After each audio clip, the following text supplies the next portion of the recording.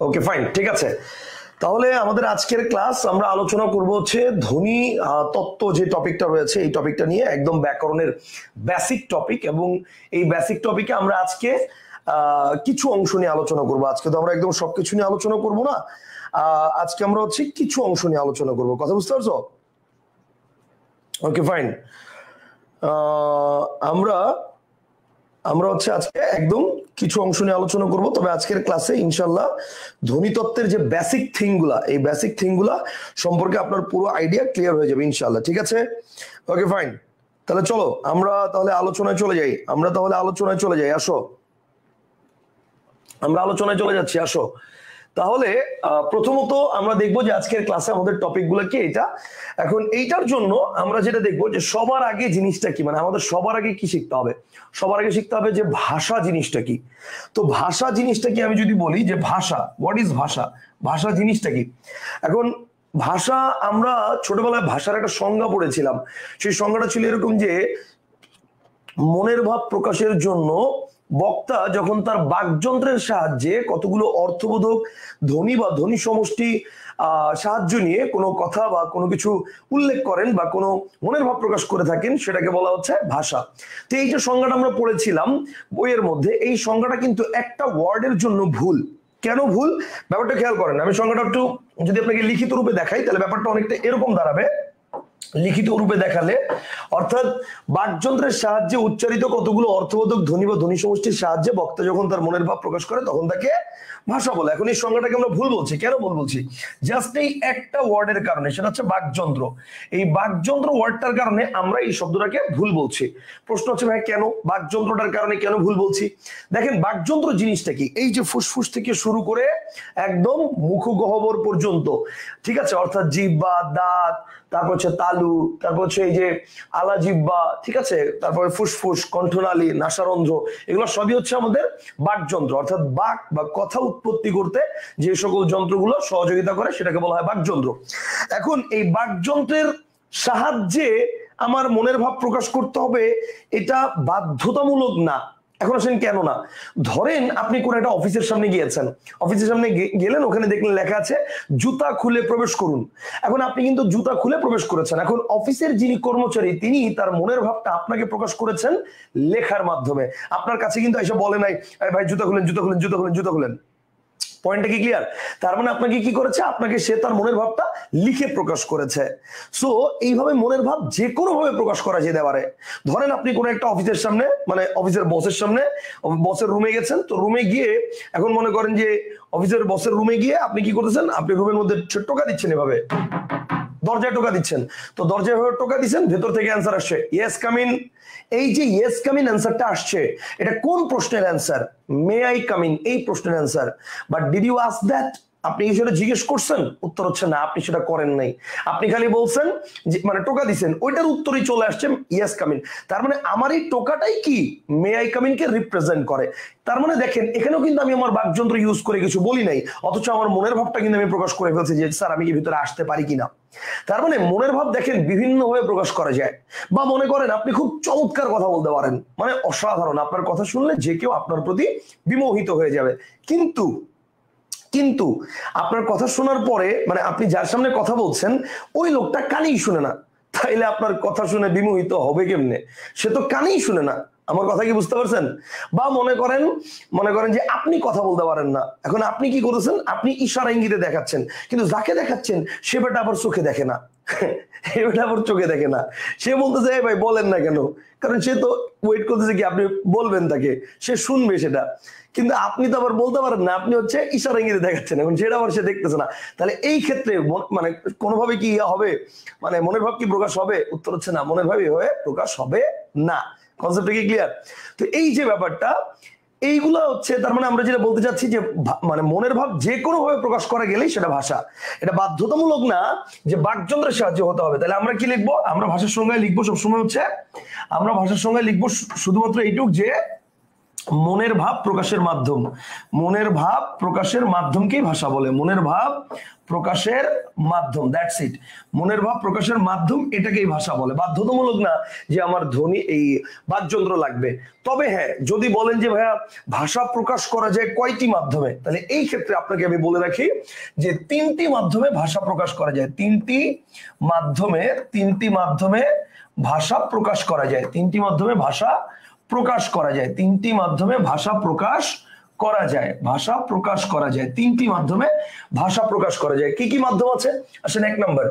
এক নম্বর মাধ্যমটা হচ্ছে বাকযন্ত্রের সাহায্যে, যেটা হচ্ছে কথা বলার মাধ্যমে, যেটা ঠিক আছে, যেটা হচ্ছে কথা বলার মাধ্যমে। ওকে, বাকযন্ত্রের সাহায্যে। ওকে ফাইন, একটা হচ্ছে বাকযন্ত্রের সাহায্যে। দুই নম্বর হচ্ছে লিখে। ওকে, এন্ড তিন নম্বর হচ্ছে কি, তিন নম্বর হচ্ছে ইশারায়। তার মানে এই তিনটা ভাবে মনের ভাব প্রকাশ করা যায়। তবে এর মধ্যে যদি বলে যে সর্বোত্তম কোনটা, সেক্ষেত্রে এটা বলতে পারেন যে এটা হচ্ছে সর্বোত্তম। হ্যাঁ, এইটা আপনি বলতে পারেন যে সর্বোত্তম ভাষা প্রকাশের মাধ্যম কোনটা, সেটা হচ্ছে বাকযন্ত্রের সাহায্যে। এটাকে বলা হবে সর্বোত্তম মাধ্যম। কেন এটাকে সর্বোত্তম মাধ্যম বলা হবে?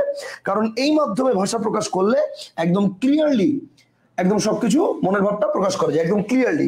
বাকি দুইটা মাধ্যমে অনেক সময় দেখা যায় যে অনেক কিছু বোঝা যায় না, অনেক সময় মিসিং থাকতে পারে, কিন্তু এই মাধ্যমে একদম পুরোপুরি ক্লিয়ারলি সবকিছু বোঝা যায়।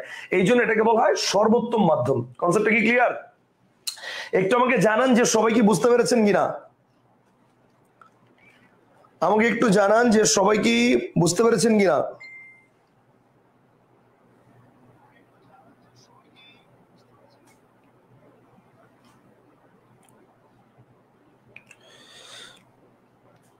কনসেপ্টটা কি ক্লিয়ার?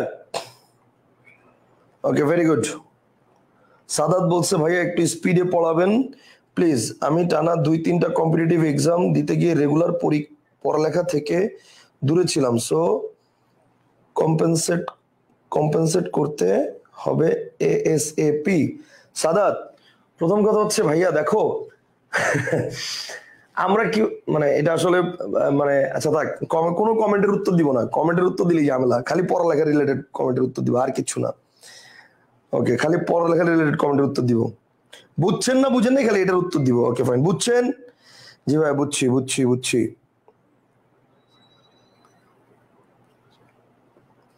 কনসেপ্টটা কি ক্লিয়ার? ওকে ফাইন, ঠিক আছে, থ্যাংক ইউ। এই পর্যন্ত বুঝতে পেরেছেন? আসিফ খান, আফিফা নওরিন, ওকে ফাইন, ঠিক আছে। তাহলে এই পর্যন্ত আপনারা বুঝতে পেরেছেন। আচ্ছা, এইবার আসেন আমরা আবার পড়াই যাই। ঠিক আছে, তাহলে এই পর্যন্ত আমরা জিনিসটা ক্লিয়ার হয়েছে। এই ক্ষেত্রে আপনি অতিরিক্ত একটা তথ্য মনে রাখতে পারেন, সেটা হচ্ছে যারা অন্ধদের জন্য তাহলে ভাষাটা কি। ওকে, অন্ধদের ভাষাকে বলা হয়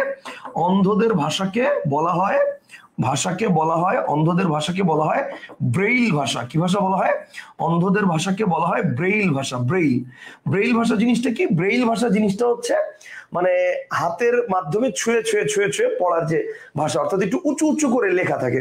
ঠিক আছে, উঁচু করে লেখা থাকে, সেটাকে বলা হয় হচ্ছে ব্রেইল ভাষা। ঠিক আছে, তো অন্ধদের জন্য তৈরি করা যে ভাষা, সেই ভাষাটাকে বলা হচ্ছে ব্রেইল ভাষা। ওকে, তাহলে ভাষা জিনিসটা কি এটা আমরা দেখলাম। এখন ভাষার উপাদান কি, উপকরণ কি, খুব ইম্পর্টেন্ট একটা কোশ্চেন, এবং এটা নিয়ে আমাদের অনেকেরই প্যাচ লাগে, এবং এই বিষয়টা পুরো কনসেপ্ট আমি আজকে ক্লিয়ার করে দিচ্ছি। এবং এই ক্ষেত্রে আমি আপনাকে রিকোয়েস্ট করতেছি, ভাই প্লিজ, আল্লাহর দোহাই লাগে, আমি ক্লাসে যা পড়াই এইটার বাইরে দ্বিতীয় কোনো কিছু কোথাও দেখলেও আপনি ওটা নিয়ে চিন্তাই করবেন না, এবং ওইটা প্লিজ আপনার কাছে রিকোয়েস্ট করি আমাকে প্রশ্নও করবেন না।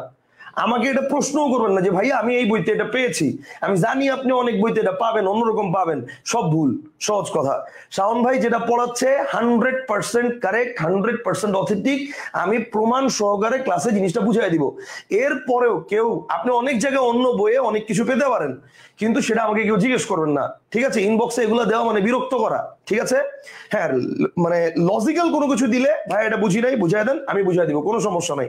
যতবার দিবেন ততবার বুঝাই দিব, কিন্তু এটা আমি বলে দিচ্ছি যে এটা আমি যা পড়াইছি দিস ইজ কারেক্ট, অন্য যা পাইতেছেন সব ভুল। সেই জায়গায় আমাকে দেওয়ার কিছু নাই। কথা বুঝতে পারছেন? অন্য বইতে কি লেখা আছে এটা আমার চেক করার কিছু নাই। ওকে, এবার শুনেন, যেটা বলতেছি মনোযোগ দিয়ে শুনেন। সেটা হচ্ছে ভাষা তৈরি হয় কিভাবে, সেই স্ট্রাকচারটা আমাদেরকে একটু জানতে হবে। দেখেন, ভাষা তৈরি হয় কিভাবে। প্রথমত হচ্ছে ধ্বনি বা বর্ণ, প্রথমত হচ্ছে ধ্বনি বা বর্ণ। আচ্ছা, এখন এই কতগুলো ধ্বনি বা বর্ণ এটা যখন পাশাপাশি বসে, কতগুলো ধ্বনি বা বর্ণ এটা যখন পাশাপাশি বসে, তখন তৈরি হয় একটা শব্দ। তখন তৈরি হয় একটা কি?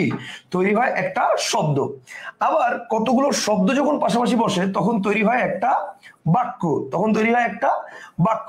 এরপরে কতগুলো বাক্য যখন আবার পাশাপাশি বসে তখন তৈরি হয় পরিপূর্ণ মনের ভাব, যেটাকে আমরা বলি ভাষা, যেটাকে আমরা বলছি ভাষা। তার মানে ভাষা জিনিসটা কিভাবে তৈরি হয়েছে এই বিষয়টা আমরা ক্লিয়ার হলাম, যে ভাষা জিনিসটা কিভাবে তৈরি হয়েছে। ভাষা জিনিসটা তৈরি হয়েছে হচ্ছে কতগুলো শব্দকে পাশাপাশি, মানে কতগুলো ধ্বনি বা বর্ণকে পাশাপাশি বসানোর মাধ্যমে তৈরি হয়েছে শব্দ, আবার কতগুলো শব্দকে পাশাপাশি বসানোর মাধ্যমে তৈরি হয়েছে বাক্য, আবার কতগুলো বাক্যকে পাশাপাশি বসানোর মাধ্যমে তৈরি হয়েছে ভাষা। পরিপূর্ণ স্ট্রাকচারটা আমরা দেখলাম।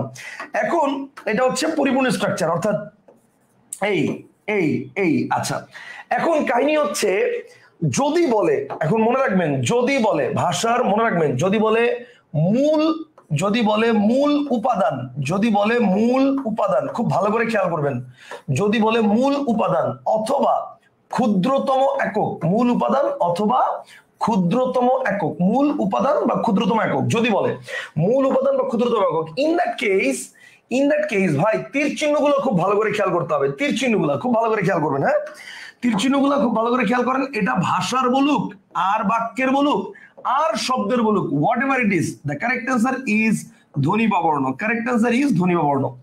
মানে আমি যদি বলি ভাষার মূল উপাদান কি? ধ্বনি বা বর্ণ। বাক্যের মূল উপাদান কি? ধ্বনি বা বর্ণ। শব্দের মূল উপাদান কি? ধ্বনি বা বর্ণ। ভাষার ক্ষুদ্রতম একক কি? ধ্বনি বা বর্ণ। বাক্যের ক্ষুদ্রতম একক কি? ধ্বনি বা বর্ণ। শব্দের ক্ষুদ্রতম একক কি? ধ্বনি বা বর্ণ। মানে সহজ কথা, মূল উপাদান বা ক্ষুদ্রতম একক বললে what ever the question is, correct answer is ধ্বনি বা বর্ণ। কনসেপ্টটা কি ক্লিয়ার?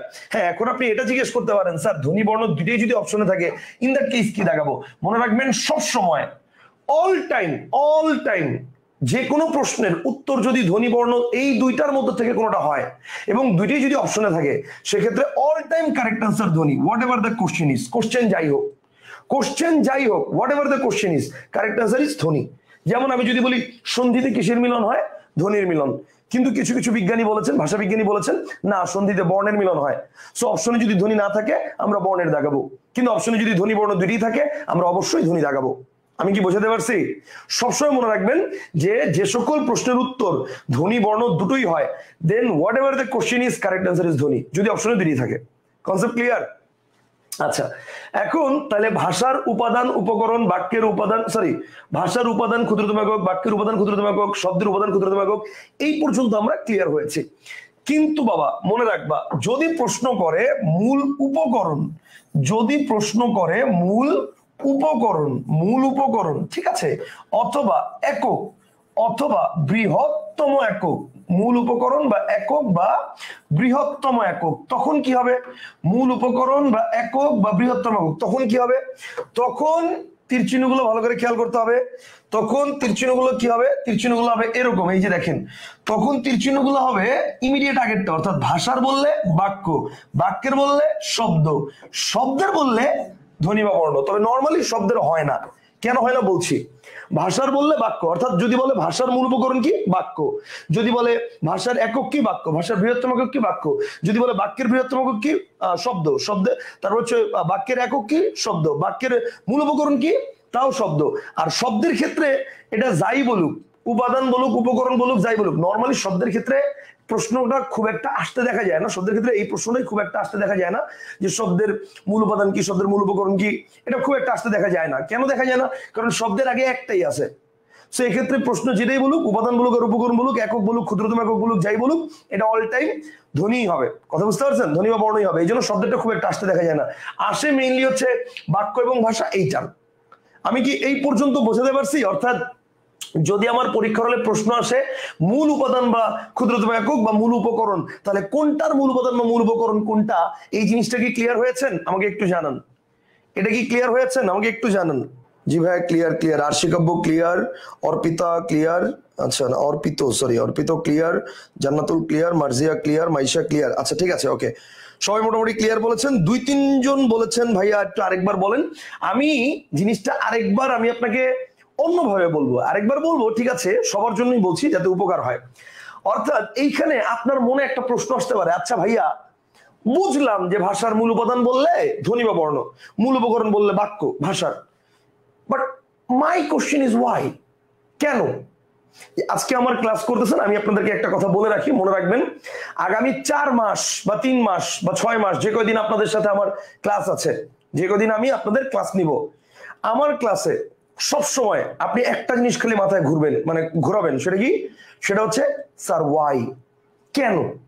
এই কেন জিনিসটাই বাংলাদেশের ম্যাক্সিমাম টিচাররা পড়ায় না, অর্থাৎ ব্যাখ্যা দেয় না, জাস্ট খালি পড়ায় যায়। এই যে যেমন আমি আপনাকে পড়াই গেছি, এটা অনেক টিচার আপনাকে পড়ায় যাবে, ভাষার মূল উপাদান কি, ধ্বনি বা বর্ণ, ক্ষুদ্রতম একক কি, এইটা, বাট ওয়াই, কেন ভাষার মূল উপাদান ধ্বনি বা বর্ণ, কেন ভাষার মূল উপাদান বললে এটা বাক্য হইল না, এই ব্যাখ্যাটা মোস্ট অফ দ্য টাইম স্টুডেন্টরা বঞ্চিত হয় পাওয়া থেকে। এন্ড এই কারণে কি হয়, এটা লং টাইম আপনার মনে থাকে না, শর্ট টাইম পরে আপনি ভুলে যান। আমার পয়েন্টটা কি বুঝতে পারছেন? আজকে আমরা কি করব, মানে আমি প্রত্যেকটা ক্লাসে কি করি, একদম ভেঙে ভেঙে ভেঙে ভেঙে বিস্তারিত আলোচনা করি, কথা কি বুঝতে পারছেন? এই জন্য আমাদের একটু টাইম বেশি লাগবে, কোনো সমস্যা নাই, আমরা টাইম নিব। আমাদের ক্লাসের শিডিউল দেওয়া হচ্ছে 40টা, যদি 40টার জায়গায় আমার 45টা লাগে, আমার কোনো প্যারা নাই, আমি ক্লাস নিতে রাজি আছি। আমার কথা কি বুঝতে পারছেন? সো এটা নিয়ে টেনশন করা যাবে না, ওকে? আচ্ছা, তাহলে কিন্তু চিন্তা করতে হবে যে স্যার এটা কেন হইলো, কেন হইলো, আমাকে কোশ্চেন করতে হবে। সবসময় মাথায় রাখবেন যে শাওন ভাইকে আটকাইতে হবে, যার মাথায় এটা থাকবে যে শাওন ভাইকে আটকাইতে হবে, সে ভালো করবেন। সিম্পল জিনিস, সবসময় সে ভালো করবেন।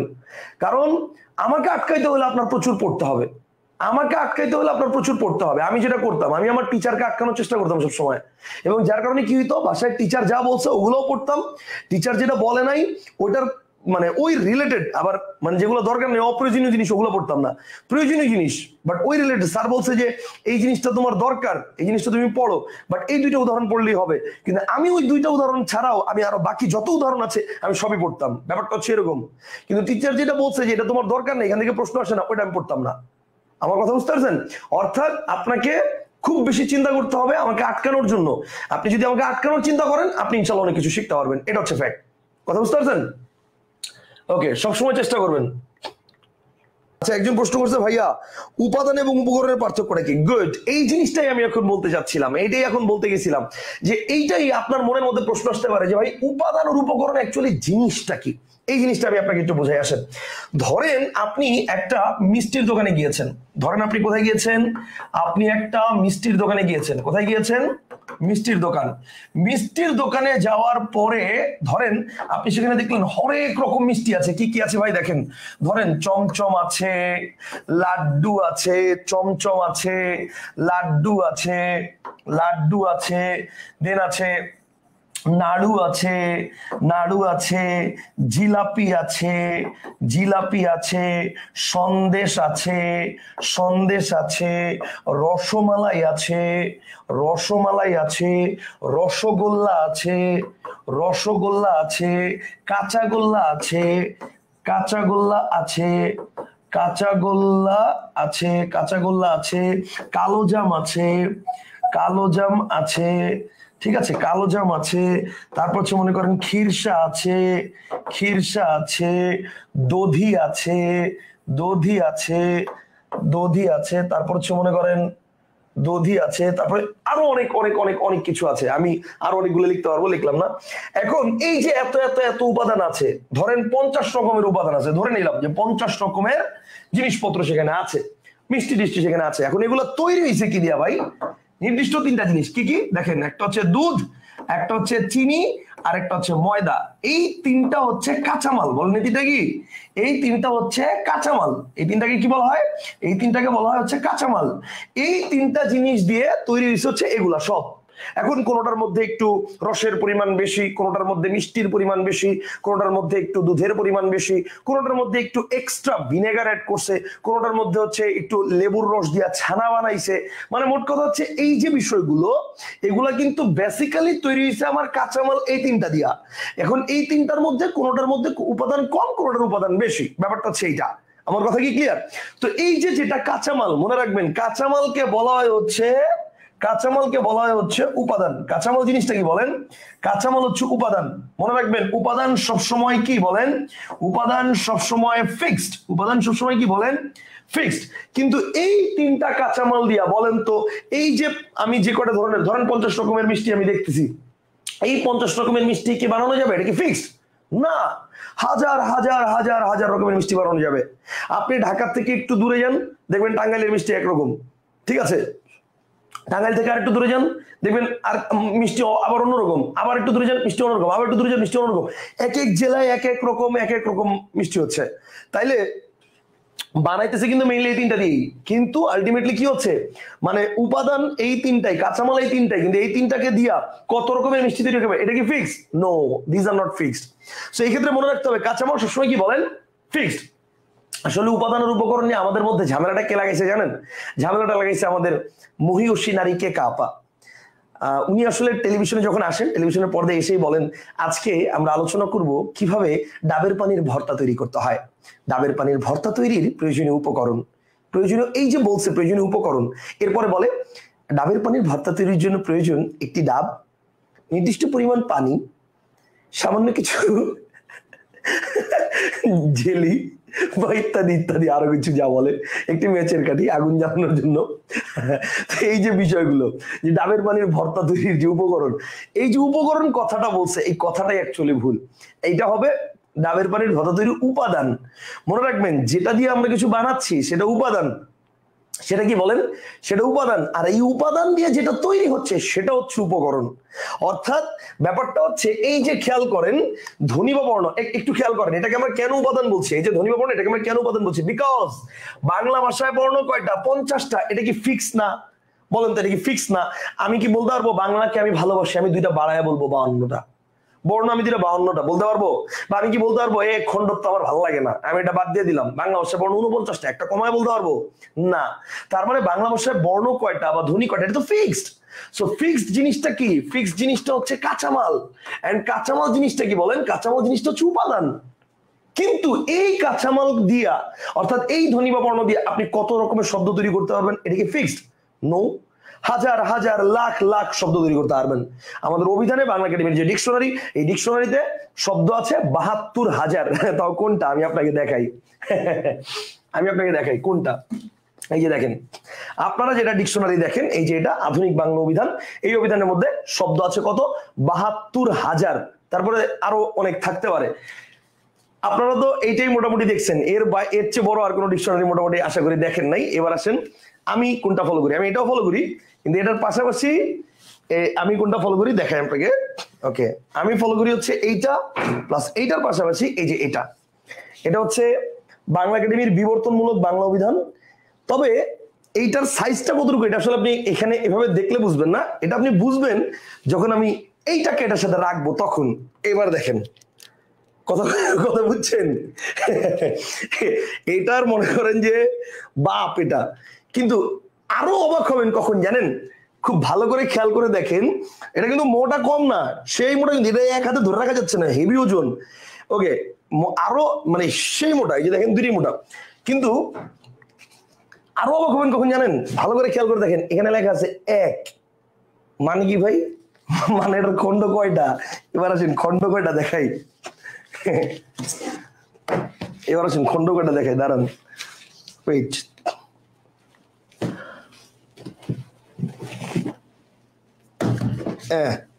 এই হচ্ছে পুরা ডিকশনারি ভাই, এটার ওজন নিতে গেলে আমি নিজেই পড়ে যাবো। এই হচ্ছে পুরা ডিকশনারি, এটা হচ্ছে 1, এটা 2, এটা 3। এই হচ্ছে ডিকশনারি। এত শব্দ আছে বাংলা ভাষায়, কথা বুঝতে পারছেন তো? এই এত শব্দ, এইগুলা যদি সবগুলোর উৎস আপনি জানতে চান আপনি পাগল হয়ে যাবেন। কথা কথা বুঝতে পারছেন? সো আপনাদের জন্য এগুলা যাতে না পড়া লাগে, এইসব কষ্টগুলো আমরা করি, এগুলো আপনাদেরকে পয়রা পয়রা আপনাদেরকে শর্ট সামারি দিই। কথা বুঝতে পারছেন? ই আল্লাহ, এটা ওজন নিতে গেলে তো আমি মরে যাবো। দাঁড়ান রাইখা নি ভাই, ওরে বাবারে। ওকে, তাহলে আপনাদেরকে জাস্ট হচ্ছে আমি 3টা ডিকশনারি দেখালাম। ওকে, এরকম ডিকশনারি আমার বাসায় ভরা। কথা বুঝতে পারছেন? এরকম ডিকশনারি আমার বাসায় ভরা। ওকে, এবার দেখেন, এখন তাহলে এবার চিন্তা করেন ওইটার পাশে এটা কি বলেন তো? ওইটার পাশে এটা কি, ওটার পাশে এটা, তিনটা। আর এটা তো আপনারা সবসময় এটাই দেখেন, তো এটার চেয়েও বাপ আছে, এটারও বাপ আছে, কথা বুঝেন, কথা বুঝতে পারছেন?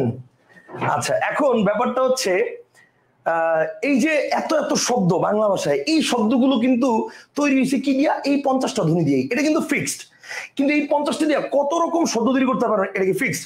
নো, হাজার হাজার লাখ লাখ শব্দ তৈরি করতে পারবেন। This is not fixed. কনসেপ্টটা কি ক্লিয়ার? সো তাইলে ব্যাপারটা কি দাঁড়াচ্ছে? ব্যাপারটা দাঁড়াচ্ছে এগুলো কোনো ফিক্সড। আবার দেখেন যত শব্দই আছে বাংলাদেশে বা বাংলা ভাষায়, এই শব্দগুলো দিয়ে আপনি কত বাক্য তৈরি করতে পারবেন, এটা কি ফিক্সড? লাখ লাখ টাইপের বাক্য তৈরি করতে পারবেন। আবার এই বাক্যগুলো দিয়ে ভাষা কতভাবে তৈরি করতে পারবেন? ইনফিনিটি সংখ্যক। এগুলো ফিক্স না। দিস ইজ ওয়াই এগুলাকে বলা হয় হচ্ছে উপকরণ।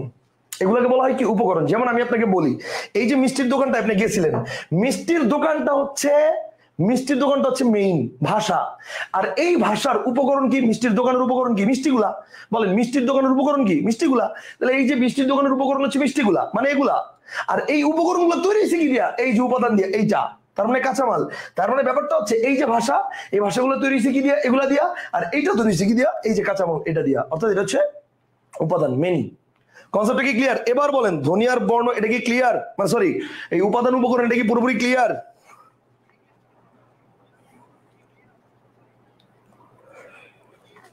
জান্নাতুল বলছে ভাইয়া উপাদানকে তার চেয়ে ক্ষুদ্রতম এককে ভাগ করা যায় না, কিন্তু উপকরণকে তার চেয়ে ক্ষুদ্রতম এককে ভাগ করা যায়। ইয়েস, ওকে, জিনিসটা কি ক্লিয়ার?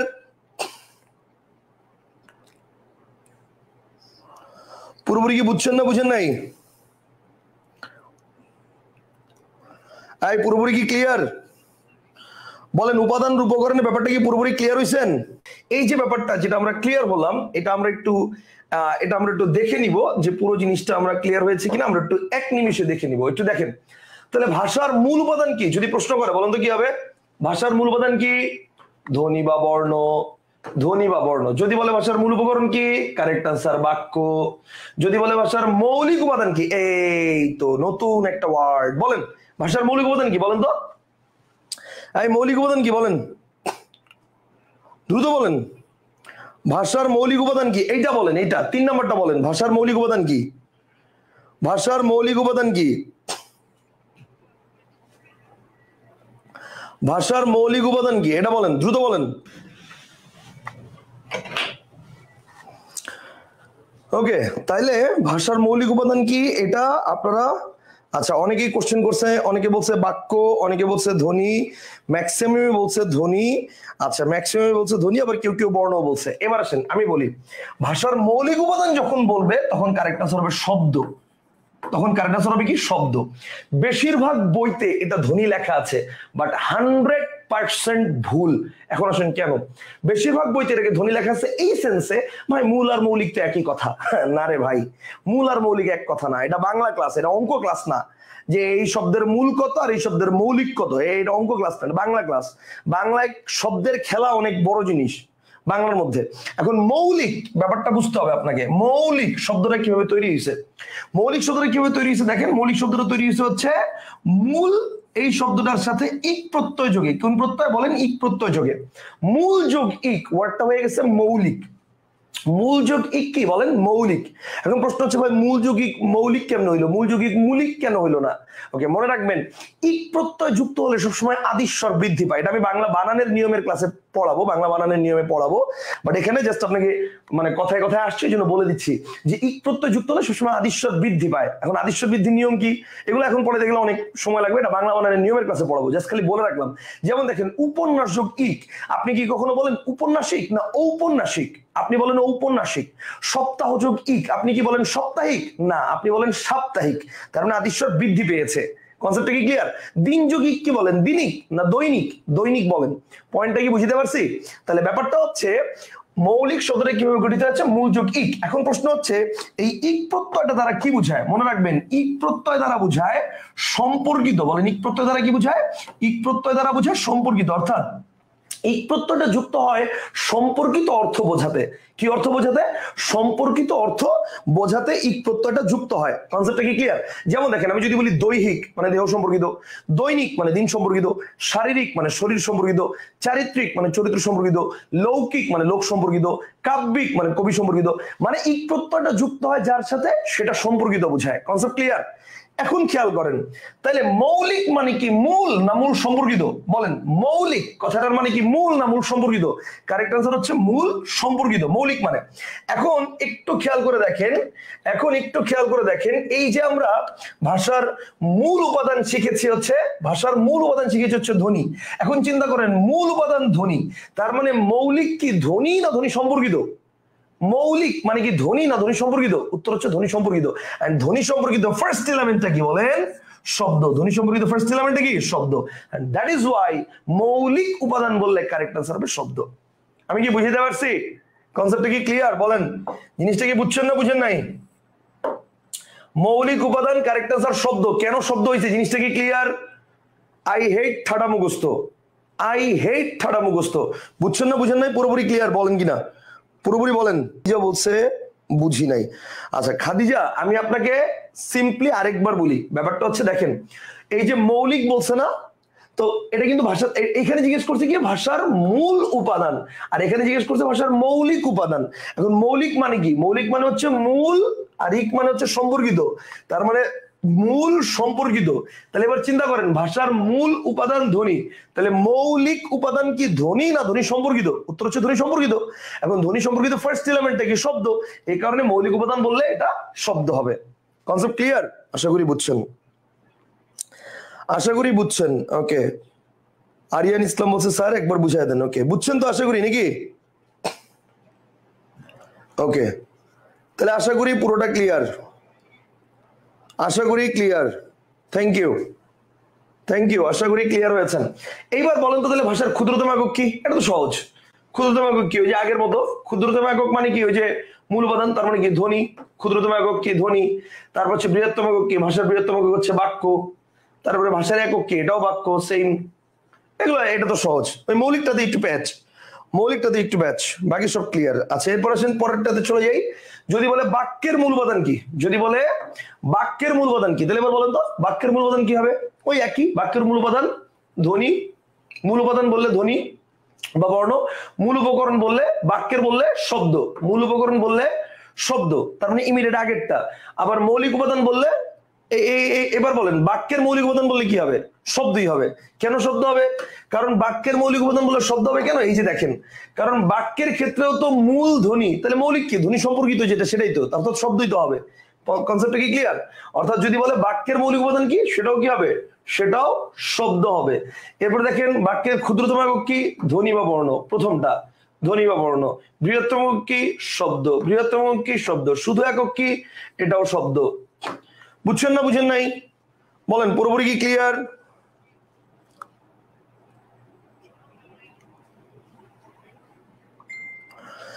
আচ্ছা, জেরিন তাসনিম বলছে ভাইয়া উপাদান বলা হয়েছে, উপাদান তো ফিক্স না। ভালো কোশ্চেন, গুড কোশ্চেন, কিন্তু মানে কি উপাদান বলা হয়েছে? উপাদান তো ফিক্স না।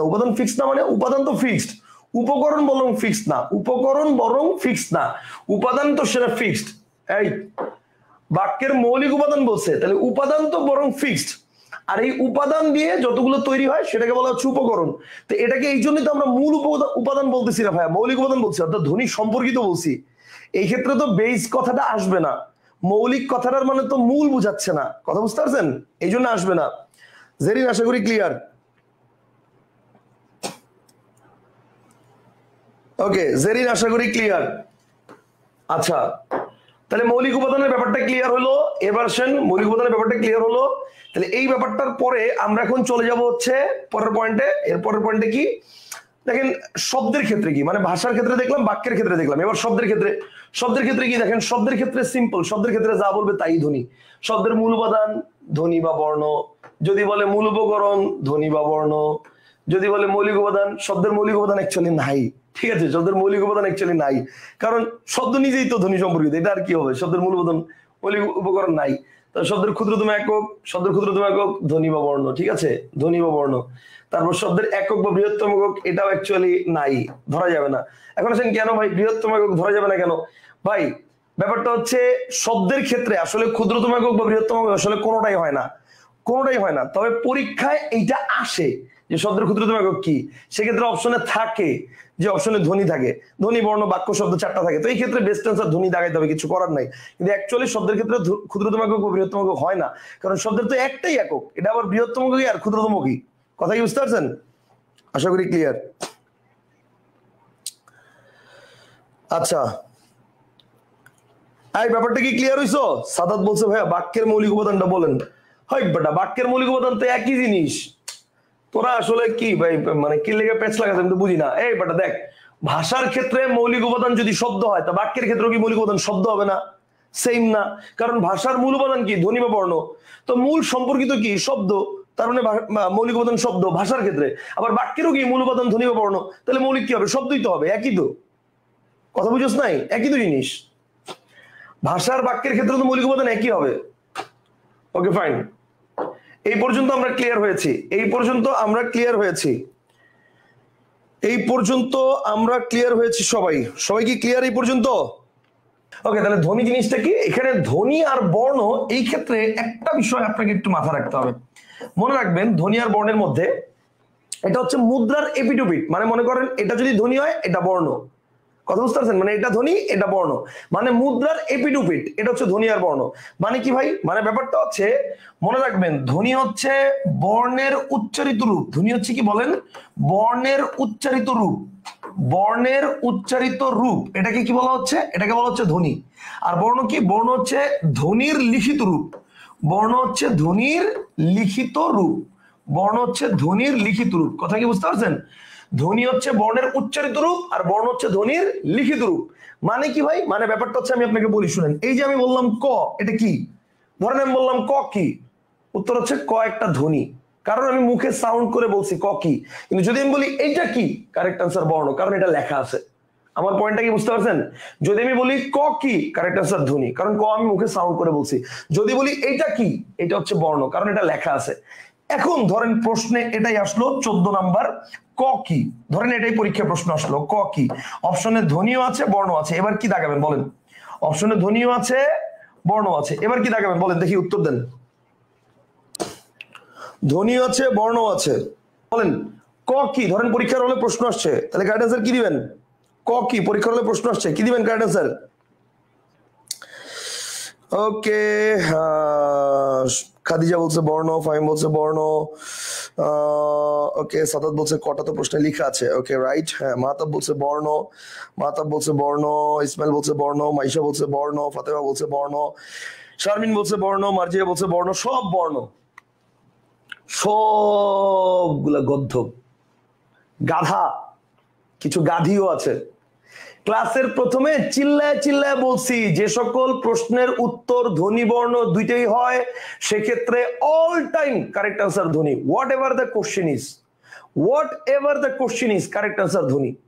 চিল্লায় চিল্লায় বলছি ক্লাসের আগে, আমি কথা বুঝিয়ে দিতে পারছি। এই প্রশ্ন ভাই তুই বল, তোরে এটা লেখা দেওয়া ছাড়া আর কিভাবে দিবে? তোরে কি স্যার এসে বলবে 14 ক, নাকি লিখবে যে 14 ক পাশে লিখবে মনে করে উচ্চারণ করেছি, এটা কি লেখা থাকবে? মনে করে উচ্চারণ করেছি, হ্যাঁ তুই বল, মনে করে উচ্চারণ, এটা লেখা থাকবে? তাইলে এটা কেন বর্ণ দাগাবারে ভাই? 100% কারেক্ট আনসার ধ্বনি, 100% কারেক্ট আনসার ধ্বনি। বারবার বলছি ক্লাসের শুরুতে যে যে সকল প্রশ্নের উত্তর ধ্বনি বর্ণ দুইটাই হয়, সেক্ষেত্রে অপশনে যদি দুইটাই থাকে 100% কারেক্ট আনসার ধ্বনি, what ever the question is. Question যাই হোক, কোশ্চেন যাই হোক, কারেক্ট আনসার ধ্বনি। কতবার বলছি এটা, তারপরও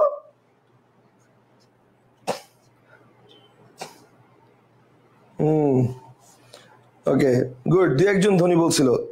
আচ্ছা, বৃষ্টি বলছে ধ্বনি, হ্যাঁ দুই একজন ধ্বনি বলছে, গুড। নাদিয়া বলছিল ধ্বনি। আচ্ছা, সাদাত বলছে স্যার মনে করি উচ্চারণ করেছেন, আমি মনে করে নিছি। তুই এরকম মনে করে নিবি, স্যারও দেখবি তোকে মনে করি আমি তোমরা ভুল দাগিয়েছো, মনে করি মনে করি বলে নাম্বারটা ঠিক আছে শেষ করে দিবে। Okay fine. স্যার পশুর ডাক, গাড়ির ইঞ্জিনের শব্দ, অর্থাৎ এগুলো তো লিখে প্রকাশ করা যায় না, এগুলো কি ধ্বনি? উত্তর হচ্ছে হ্যাঁ, এগুলোও ধ্বনি। কেন? কারণ এগুলো তো একটা সাউন্ড তো হচ্ছে। এখন মনে করো পশুর ডাক, আমি যদি বলি যে কাউয়া ডাকতেছে বা কোকিল ডাকতেছে বা কিছু একটা ডাকতেছে, এখন এটা তো কিছু না কিছু আপনি তো বলবেন। মনে করেন কাক ডাকতেছে কা কা, কোকিল ডাকতেছে কুহু কুহু, ঠিক না? কিছু তো একটা বলবেন, বাঘ বাঘ ডাকতেছে হালুম হালুম, কিছু তো একটা বলবেন, গরু ডাকতেছে হাম্বা হাম্বা। তো এটা তো বানান করে আপনার লিখতে হবে, মানে লিখতে হবে, এবং লিখার পরে আপনি একটা উচ্চারণ করবেন। তো যেটা উচ্চারণ করবেন সেটা সাউন্ড, আর যেটা লিখবেন সেটা হচ্ছে ধ্বনি বর্ণ। আশা করি ক্লিয়ার। Okay fine. শামীম বলছে ভাইয়া বর্ণ কখন হবে? উত্তর, এই প্রশ্নের উত্তরে কখনোই বর্ণ হবে না। এই প্রশ্নের উত্তর কখনোই বর্ণ হবে না। আর বর্ণ হবে যদি অপশনে ধ্বনি না থাকে। যদি ধ্বনি না থাকে তখন বর্ণ হবে। কথা কি বুঝতে পারছেন? যদি ধ্বনি থাকে তাহলে বর্ণ হবে না। কথা কি ক্লিয়ার? Okay fine. তাহলে আশা করি এই পর্যন্ত আপনারা ক্লিয়ার হয়েছেন। তাহলে আশা করি এই পর্যন্ত আপনারা ক্লিয়ার হয়েছেন। ওকে, ভেরি গুড। এইবার আসেন ধ্বনি বর্ণ জিনিসটা কি, এটা আমরা দেখলাম। এবার আমরা চলে যাব অক্ষর জিনিসটা কি, এটাতে আমরা চলে যাব। এবার আমরা চলে যাব অক্ষর জিনিসটা কি এটাতে। বলেন অক্ষর কি জিনিস? অক্ষর ব্যাপারটা হচ্ছে এক নিঃশ্বাসে একটি শব্দের যতটুকু অংশ কোনো বাধা বা বিপত্তি ছাড়া একবারে উচ্চারণ করা যায় তাকে অক্ষর বলে। আমি আবার বলছি, এক নিঃশ্বাসে একটি শব্দের যতটুকু অংশ কোনো বাধা বা বিপত্তি ছাড়া একবারে উচ্চারণ করা যায় তাকে অক্ষর বলে। এক নিঃশ্বাসে একটি শব্দের যতটুকু অংশ কোনো বাধা বা বিপত্তি ছাড়া একবারে উচ্চারণ করা যায় তাকে কি বলে? অক্ষর বলে। অক্ষরটা কিন্তু ভেরি ভেরি ইম্পর্টেন্ট। যারা ফার্স্ট টাইমের স্টুডেন্ট আছেন এবং সেকেন্ড টাইমের স্টুডেন্ট আছেন, বোথ অফ ইউ, দুইজনের জন্যই বলছি, অক্ষরটা ভেরি ভেরি ইম্পর্টেন্ট। এবং নট অনলি হিয়ার, অক্ষরটা আপনার দুই জায়গায় কাজে লাগবে। একটা হচ্ছে ইদানিং ঢাকা বিশ্ববিদ্যালয়ে একটা প্রশ্ন আসতে দেখা যাচ্ছে গত 2-3 বছর ধরে, এর আগে আসতো না। এর আগে এটা ছিল হচ্ছে জাহাঙ্গীরনগর এবং রাজশাহী ইউনিভার্সিটির ফেভারিট কোশ্চেন। জাহাঙ্গীরনগর ইউনিভার্সিটি বিশেষ করে ফেভারিট, মানে প্রতি বছর এটা বাধ্যতামূলক একটা প্রশ্ন আসবেই। এবং সেটা হচ্ছে কি, যে কোনো একটা কবিতার লাইন তুলে দিয়ে বলবে এই কবিতার মাত্রা বিন্যাস কত। মানে ধরেন একটা কবিতার লাইন দিছে, এরকম লাইন দিয়ে এরকম বলতেছে যে, ধরো বলছে যে এইখানে তোর দাদির কবরে ডালিম গাছের তলে, একটা লাইন দিল, লাইন দিয়ে বললো এই কবিতার মাত্রা বিন্যাস কত। মাত্রা বিন্যাস অপশন থাকবে এরকম 6-6-6-2, নাকি 6-4-6-4, নাকি 6-6-6-2, 6-6-6-2, এরকম অপশন থাকে। তো এইটা বের করতে হলে আপনাকে অক্ষর সম্পর্কিত পরিপূর্ণ জ্ঞানটা জানতে হবে। এই জন্য ব্যাকরণে আমরা এখন যে অক্ষর জিনিসটা শিখবো, এটা কিন্তু একদম প্রপার জ্ঞানটা শিখবো অক্ষর সম্পর্কে, যাতে আমাদের কবিতার মাত্রা বিন্যাস করার জন্য যখন আমরা শিখবো তখন যেন আমার অক্ষর সম্পর্কে মানে কোনো কিছু কমতি না থাকে। তখন আমি অক্ষর শেখাবো না। যখন আমি কবিতার মাত্রা বিন্যাস শেখাবো তখন কিন্তু আমি আপনাকে আর অক্ষর সম্পর্কিত জ্ঞানটা দেবো না। এই জন্য ক্লাসটা ভালো করে করেন। আচ্ছা স্যার, অক্ষরের ডেফিনেশনটা লিখে দেন। আমি লিখবো না, দুইটা কারণে লিখবো না। কারণ অক্ষরের ডেফিনেশন জীবনে আসে না, আর অক্ষর কাকে বলে এটা জীবনে আসবেও না। কিন্তু আমি যেটা বলি সেটা মনোযোগ দিয়ে শুনেন। এক নিঃশ্বাসে একটি শব্দের যতটুকু অংশ কোনো বাধা বা বিপত্তি ছাড়া একবারে উচ্চারণ করা যায় তাকে অক্ষর বলে। আমার কথা আগে মনোযোগ দিয়ে শুনেন। এইটা হচ্ছে অক্ষরের সংজ্ঞা। বাট এইভাবে আমরা অক্ষর নির্ণয় করবো না। এখন প্রশ্ন হচ্ছে ভাই কেন করবো না? দেখেন কেন করবো না। সাপোজ আপনাকে আমি একটা শব্দ দিলাম বিশ্ববিদ্যালয়। এই বিশ্ববিদ্যালয় শব্দটা দিয়ে বললাম যে এই শব্দে কয়টি অক্ষর রয়েছে। বিশ্ববিদ্যালয় শব্দটা দিয়ে বললাম যে এই শব্দে কয়টি অক্ষর রয়েছে। এখন মোস্ট অফ দ্য টাইম স্টুডেন্টরা এটাতে যে প্রবলেমটা করে সেটা আমি আপনাকে বলি, শুনেন। এক একজনের উচ্চারণ আসলে এক এক রকম। কেউ বিশ্ববিদ্যালয় উচ্চারণ করবে, দেখেন, বিশ্ববিদ্যালয়, কয়টা হলো? 5টা। কেউ উচ্চারণ করবে বিশ্ববিদ্যালয়, কয়টা হলো? 3টা। কেউ উচ্চারণ করবে বিশ্ববিদ্যালয়, কয়টা হলো? 2টা। কেউ একবারেই বলবে বিশ্ববিদ্যালয়, কয়টা হলো? 1টা। এখন আপনি বলেন বিশ্ববিদ্যালয় শব্দে কয় অক্ষর? আসলে এক একজন এক একভাবে উচ্চারণ করে, তাদের মতে এক এক রকম। প্রবলেমটাই হচ্ছে এই জায়গায়। আমার পয়েন্টটা কি বুঝতে পারছি? তো এই যে ব্যাপারটা, যে অক্ষর নির্ণয়ের জন্য আমরা যেটা বলছি যে এক নিঃশ্বাসে একটি শব্দের যতটুকু অংশ, অর্থাৎ ইংরেজিতে যেটাকে আমরা বলি সিলেবাল, বাংলায় সেটাকে আমরা বলি অক্ষর। তো এইটা আমরা আসলে ওই সিস্টেমে শিখবো না। যদি ওই সিস্টেমে শিখি তাহলে আমাদের এটা ভুল হবে। তাহলে আমাদের এটা ভুল হবে। কেন ভুল হবে? আমি তো দেখাইলামই মাত্র। তো এই ক্ষেত্রে ভাই আমরা কিভাবে শিখবো? এইবার আসেন, অক্ষর নির্ণয়ের জন্য একটা ট্রিক্স আছে। অক্ষর নির্ণয়ের জন্য কি আছে? একটা জোস একটা ট্রিক্স আছে। What is the technique? The name of this technique is SMS। বলেন, what is the name? The name of this technique is SMS। অক্ষরের টেকনিকটা কি? সেটা হচ্ছে SMS। এখন প্রশ্ন হচ্ছে SMS টেকনিকটা আবার কি? শুনেন, আপনারা মনে করেন যে অক্ষরের জন্য কি করবেন, আপনারা হচ্ছে, আমরা এখানে তো এমন কেউ নাই যে আমরা SMS দিই নেই। এই যে আপনি এখানেও কমেন্টে SMS দিচ্ছেন। তো এই যে SMS দেই আমরা হোয়াটসঅ্যাপ বা মেসেঞ্জার বা স্ন্যাপচ্যাট বা মোবাইলে বা স্কাইপেতে বা ডিরেক্টলি বা কোনো না কোনো ভাবে আমরা ফ্রেন্ডদেরকে SMS দিয়ে থাকি। আর নর্মালি আমাদের SMS এর ভাষাটা কি হয়? বাংলা, ইংলিশ না বাংলিশ? নর্মালি আমাদের SMS এর ভাষাটা হয় বাংলিশ। অর্থাৎ আমরা পুরোপুরি ইংলিশে লিখি না, হ্যাঁ listen I want to talk to you, no আমরা লিখি না, আমরা লিখি ওই কল দে, ওই কে উইল কল ডি দে, এইভাবে। সো এভাবে লিখতে পারেন কি পারেন না? যদি পারেন তার মানে আপনি অক্ষর বের করে শিখে গেছেন। কেমনে ভাইয়া? আসেন কেমনে, এটাই আপনাকে এখন দেখাচ্ছি। আসেন কেমনে। ব্যাপারটা হচ্ছে অক্ষর কিভাবে বের করবেন বুঝাচ্ছি। ধরেন আমি আপনাকে একটা এসএমএস কনভারসেশন দেখাচ্ছি, আপনাকে একটা এসএমএস ধরেন আপনাদের ফাহিম স্যার একটা এসএমএস করতেছে। ফাহিম স্যার একজনকে এসএমএস করছে। ফাহিম এসএমএস এ কি লিখছে? এসএমএস এ লিখছে, ফাহিম স্যার তো বুঝেনি তো। সো এসএমএস এ কি লিখছে? এই শুনছো। এসএমএস এ কি লিখছে? এই শুনছো। Okay fine. এখন ওই পাশ থেকে আচ্ছা ওই পাশে কার নাম দেওয়া যায়? ওই পাশে ধরেন ফাহিমা, ওই পাশে হচ্ছে ফাহিমা। এই ফাহিমা নামে কেউ আছেন কিনা? আমি দুঃখিত যদি কেউ থেকে থাকেন, না থাকলে তো ভালো, আর যদি থেকে থাকেন তাহলে আমি দুঃখিত, আমি কিন্তু নিতান্তই মজা করার জন্য বলছি। ওকে, তাই এবার দেখেন, ধরেন আমি বললাম যে ফাহিমা, তো ফাহিমা কি বলতেছে? ফাহিমা বলতেছে যে ফাহিমাও রোমান্টিক, সেও বলতেছে ফাহিমের সাথে মানে ইয়া করে বলো না। সেও কি বলছে? সেও রোমান্টিক, সে মনে করেন আবার বলো না বলে একটা টান দিছে, বলো না। ওকে, এখন সে কি বলতেছে? এখন ফাহিম বলতেছে যে একটা কথা বলার ছিল।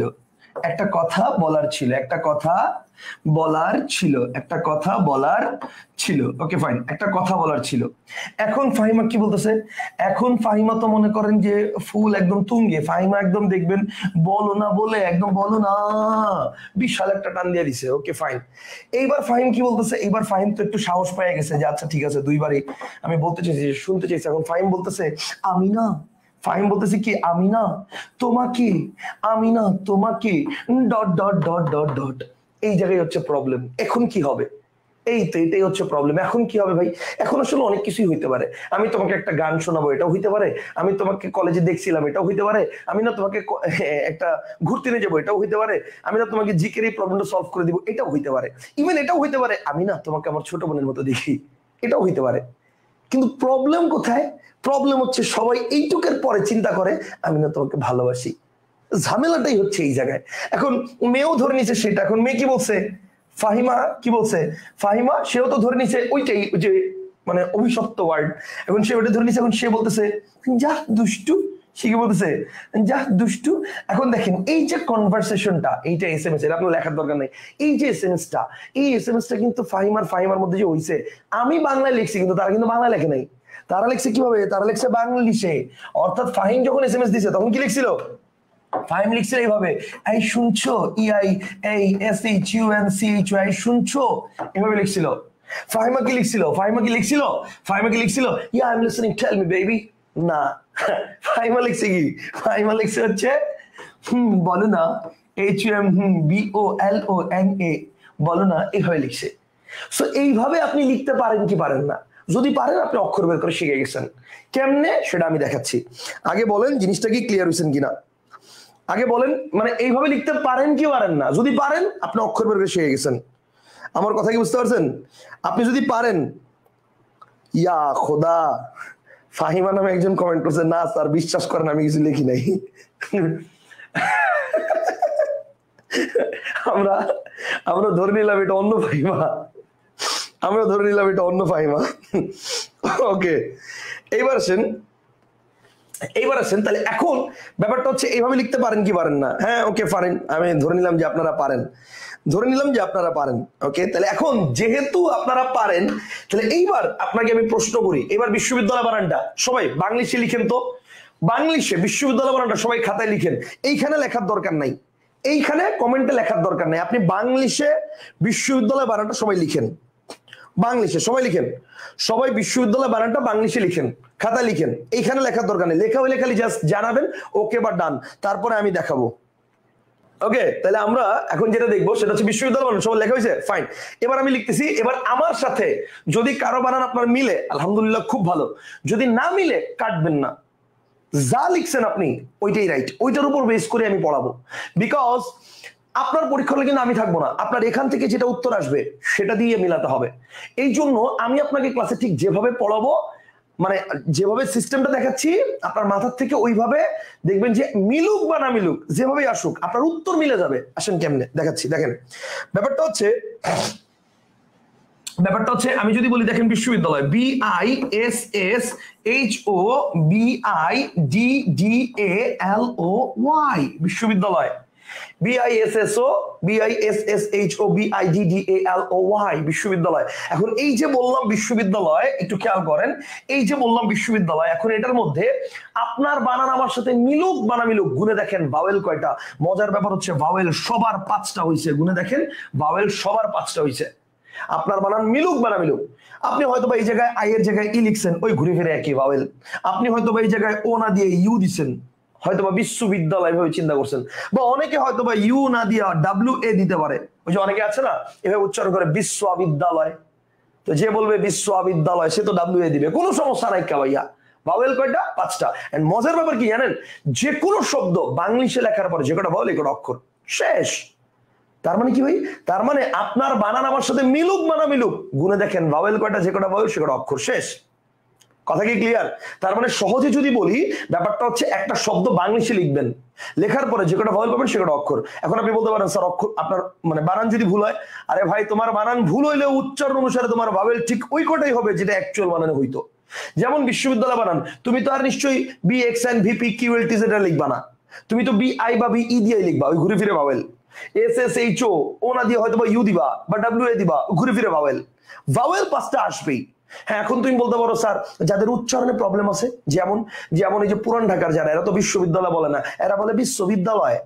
এরা সব তো সদিয়া কয়, শ্যামবাজারে শশীবাবু সকালবেলা শশা কিনতে যায়, সব সদিয়া। এখন এরা কি করবে, এরা উচ্চারণের সময় এইচ দিবে না, বিশ্ববিদ্যালয়, সমস্যা নাই ভাইয়া, এইচ তো কনসোনেন্ট, জাহান্নামে যজ্ঞা। আমার ভাওয়েল কয়টা? 5টা, 100% কনফার্ম। কনসেপ্টটা কি ক্লিয়ার? এবং এমন কোনো ওয়ার্ড নাই যে ওয়ার্ড এটা মিলবে না, সব শব্দ মিলবে। চলো আমি তোমাকে কয়েকটা প্র্যাকটিস দেখাই। যেমন আমি তোমাকে দেখাই, দেখো গোলাপ, GOLAP গোলাপ, তাহলে এবার বলো ভাওয়েল কয়টা? 2টা, অক্ষর কয়টা? 2টা। যদি বলি মনে করো পানি, PANI পানি, বলো ভাওয়েল কয়টা? 2টা, অক্ষর কয়টা? 2টা। যে কোনো শব্দ, কনসেপ্টটা কি ক্লিয়ার?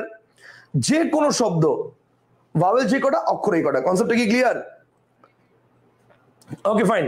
তাহলে এবার দেখো আমি যদি বলি কলম, KOLOM কলম, তাহলে এবার বলো ভাওয়েল কয়টা? 2টা, অক্ষর কয়টা? 2টা, শেষ। Concept clear?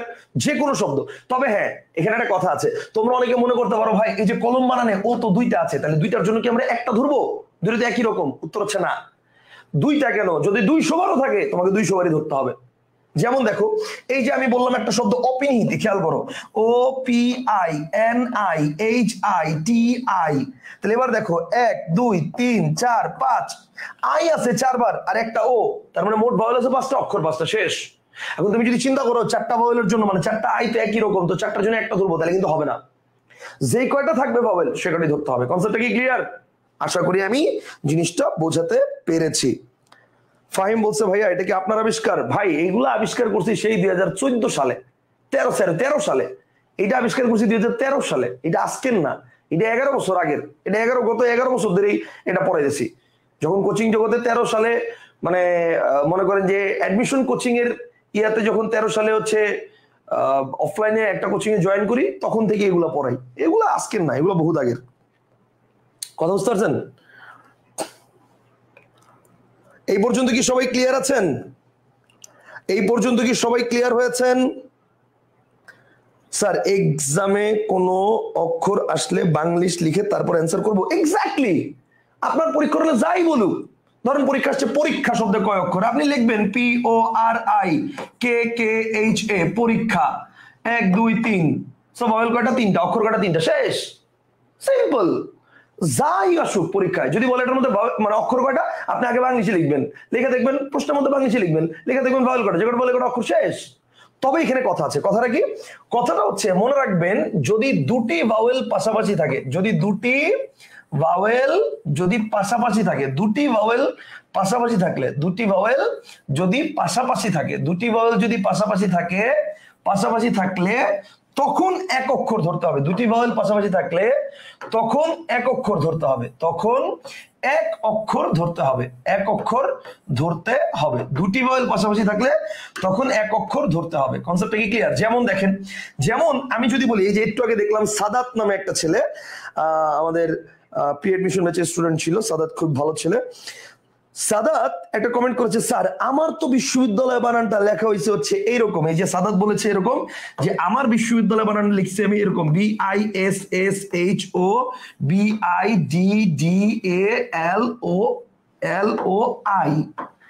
সাদাত লিখছে এরকম বিশ্ববিদ্যালয়। এখন আসেন প্রবলেমটা কোথায়। সাদাতের ভাওয়েল হয়েছে কিন্তু 6টা। সাদাতের ভাওয়েল কটা হয়েছে দেখেন 1 2 3 4 5 6। সাদাতের ভাওয়েল কটা হয়েছে 6টা, কিন্তু ভাওয়েল 6টা হলো অক্ষর এখানে মিলে যাবে কেমনে দেখেন, অক্ষর মিলে যাবে কারণ দুইটা ভাওয়েল পাশাপাশি থাকলে এক অক্ষর হয়, এক অক্ষর। তার মানে এইটা একটা, এটা একটা, এটা একটা, এটা একটা, এটা একটা, শেষ। কনসেপ্টটা কি ক্লিয়ার? অর্থাৎ ভাওয়েল 6টা কিন্তু অক্ষর কিন্তু সেই 5টাই।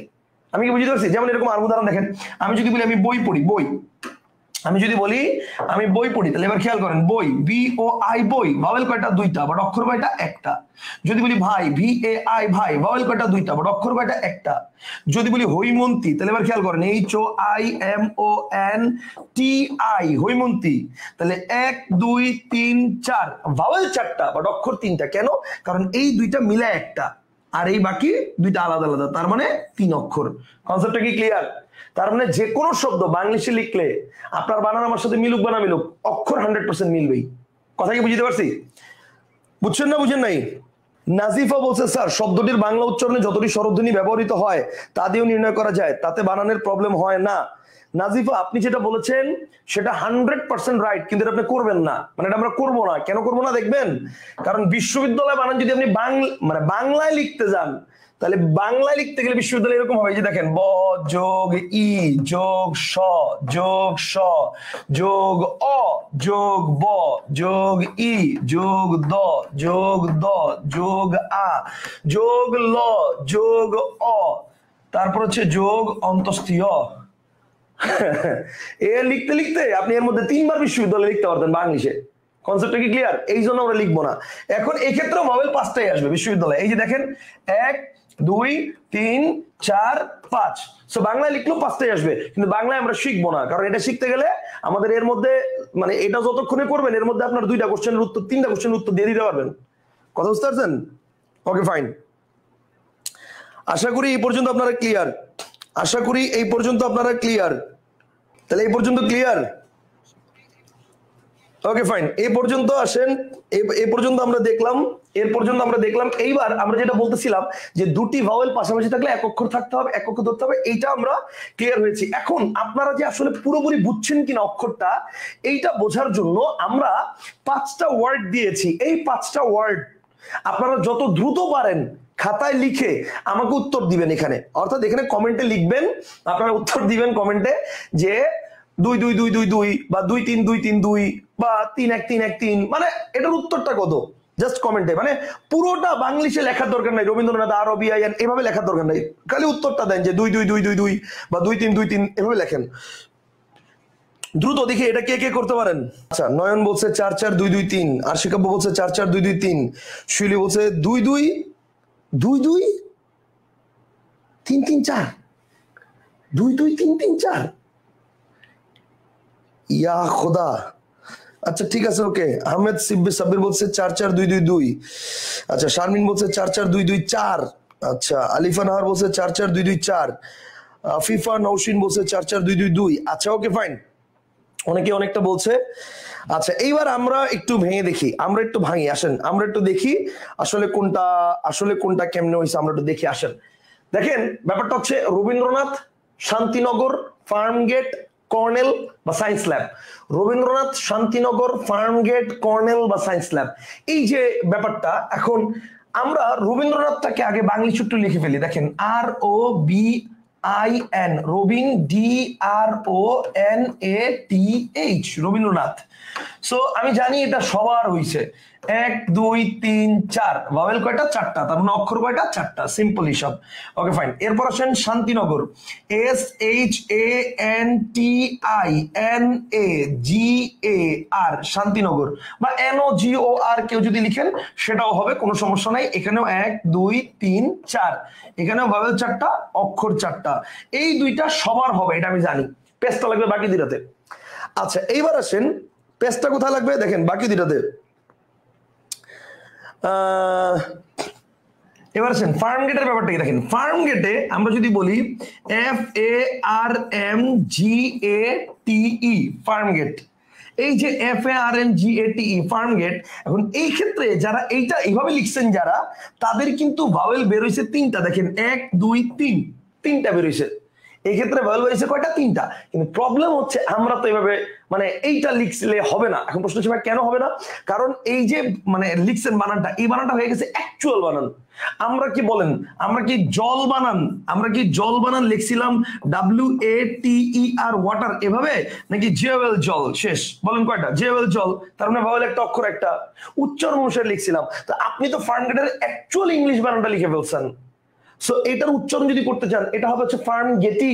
This is not Farmgate, this is farm gate.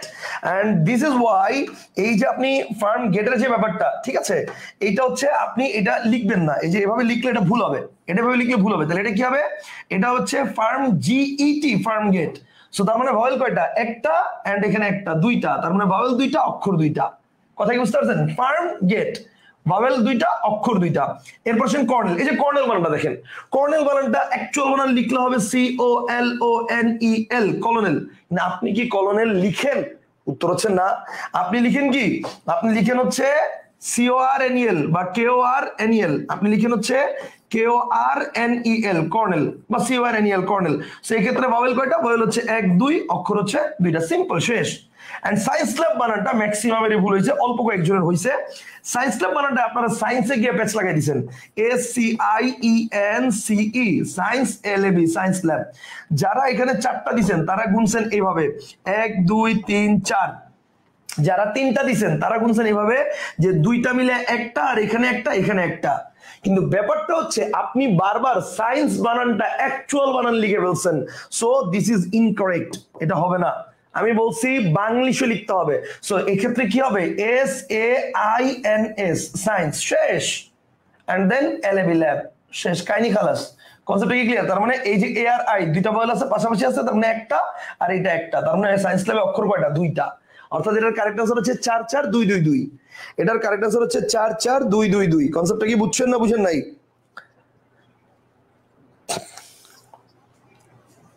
চাকিদের মোটামুটি একটা দুইটা করে হইছে বা একটা দুইটা করে ভুল হইছে, আলহামদুলিল্লাহ। শিউল ইসলামের একটাও হয়নি। আপনি সবচেয়ে বড় কথা, আপনি রবীন্দ্রনাথের দুইটা কেমনে পাইলেন? আমার তো এটা মাথায় ঢুকতেছে না, রবীন্দ্রনাথের দুইটা কেমনে পাইলেন? আচ্ছা, এক আমানুল্লাহ বলছে স্যার SINC সায়েন্স ল্যাব, এটা হবে না কেন? ওকে ফাইন, দেখেন আপনি যখন বলবেন SINCE LAB সায়েন্স ল্যাব, তাহলে এটা হবে না কেন? হবে না এই কারণে, কারণ এটা কিন্তু সায়েন্স বুঝাচ্ছে না, এটা বুঝাচ্ছে সিনসি বা সায়েন্সি। এটা বুঝাচ্ছে সায়েন্সি বা সিনসি, লাস্টে একটা ই আছে, মানে উচ্চারণ আসতেছে। কিন্তু আমার তো লাস্টে ই নাই, আপনি কি উচ্চারণ করেন সায়েন্সি বা সিনসি? তা তো আর না। কথা বুঝেন নাই? সেই জন্য হবে না। মার্জিয়া ইসলাম মিম বলছে স্যার এই সায়েন্স বানান তো কখনোই লিখি না, এই জন্যই তো বলছি উচ্চারণের উপর বেস করে লিখবেন। কথা বুঝতে পারছেন? এই জন্যই তো বলছি উচ্চারণের উপর বেস করে লিখবেন। কনসেপ্টটা কি ক্লিয়ার? আমি তো বলি নাই আপনাকে। শুনেন, এখানে আরেকটা ব্যাপার আছে, আপনাদের কাছে হাত জোর করে রিকোয়েস্ট করি, সেটা হচ্ছে আপনারা আবার মনে করেন একটু প্রো লেভেলের লেখা লেখেন মাঝে মাঝে। আপনারা মনে করেন আপনারা অ্যাকচুয়ালি যেভাবে ইনবক্সে লেখেন একজন বন্ধু আরেকজন বন্ধুকে বা একজন বান্ধবী আরেকজন বান্ধবীকে, সেটা তো মনে করেন এক্সট্রিম লেভেলের শর্টকাট।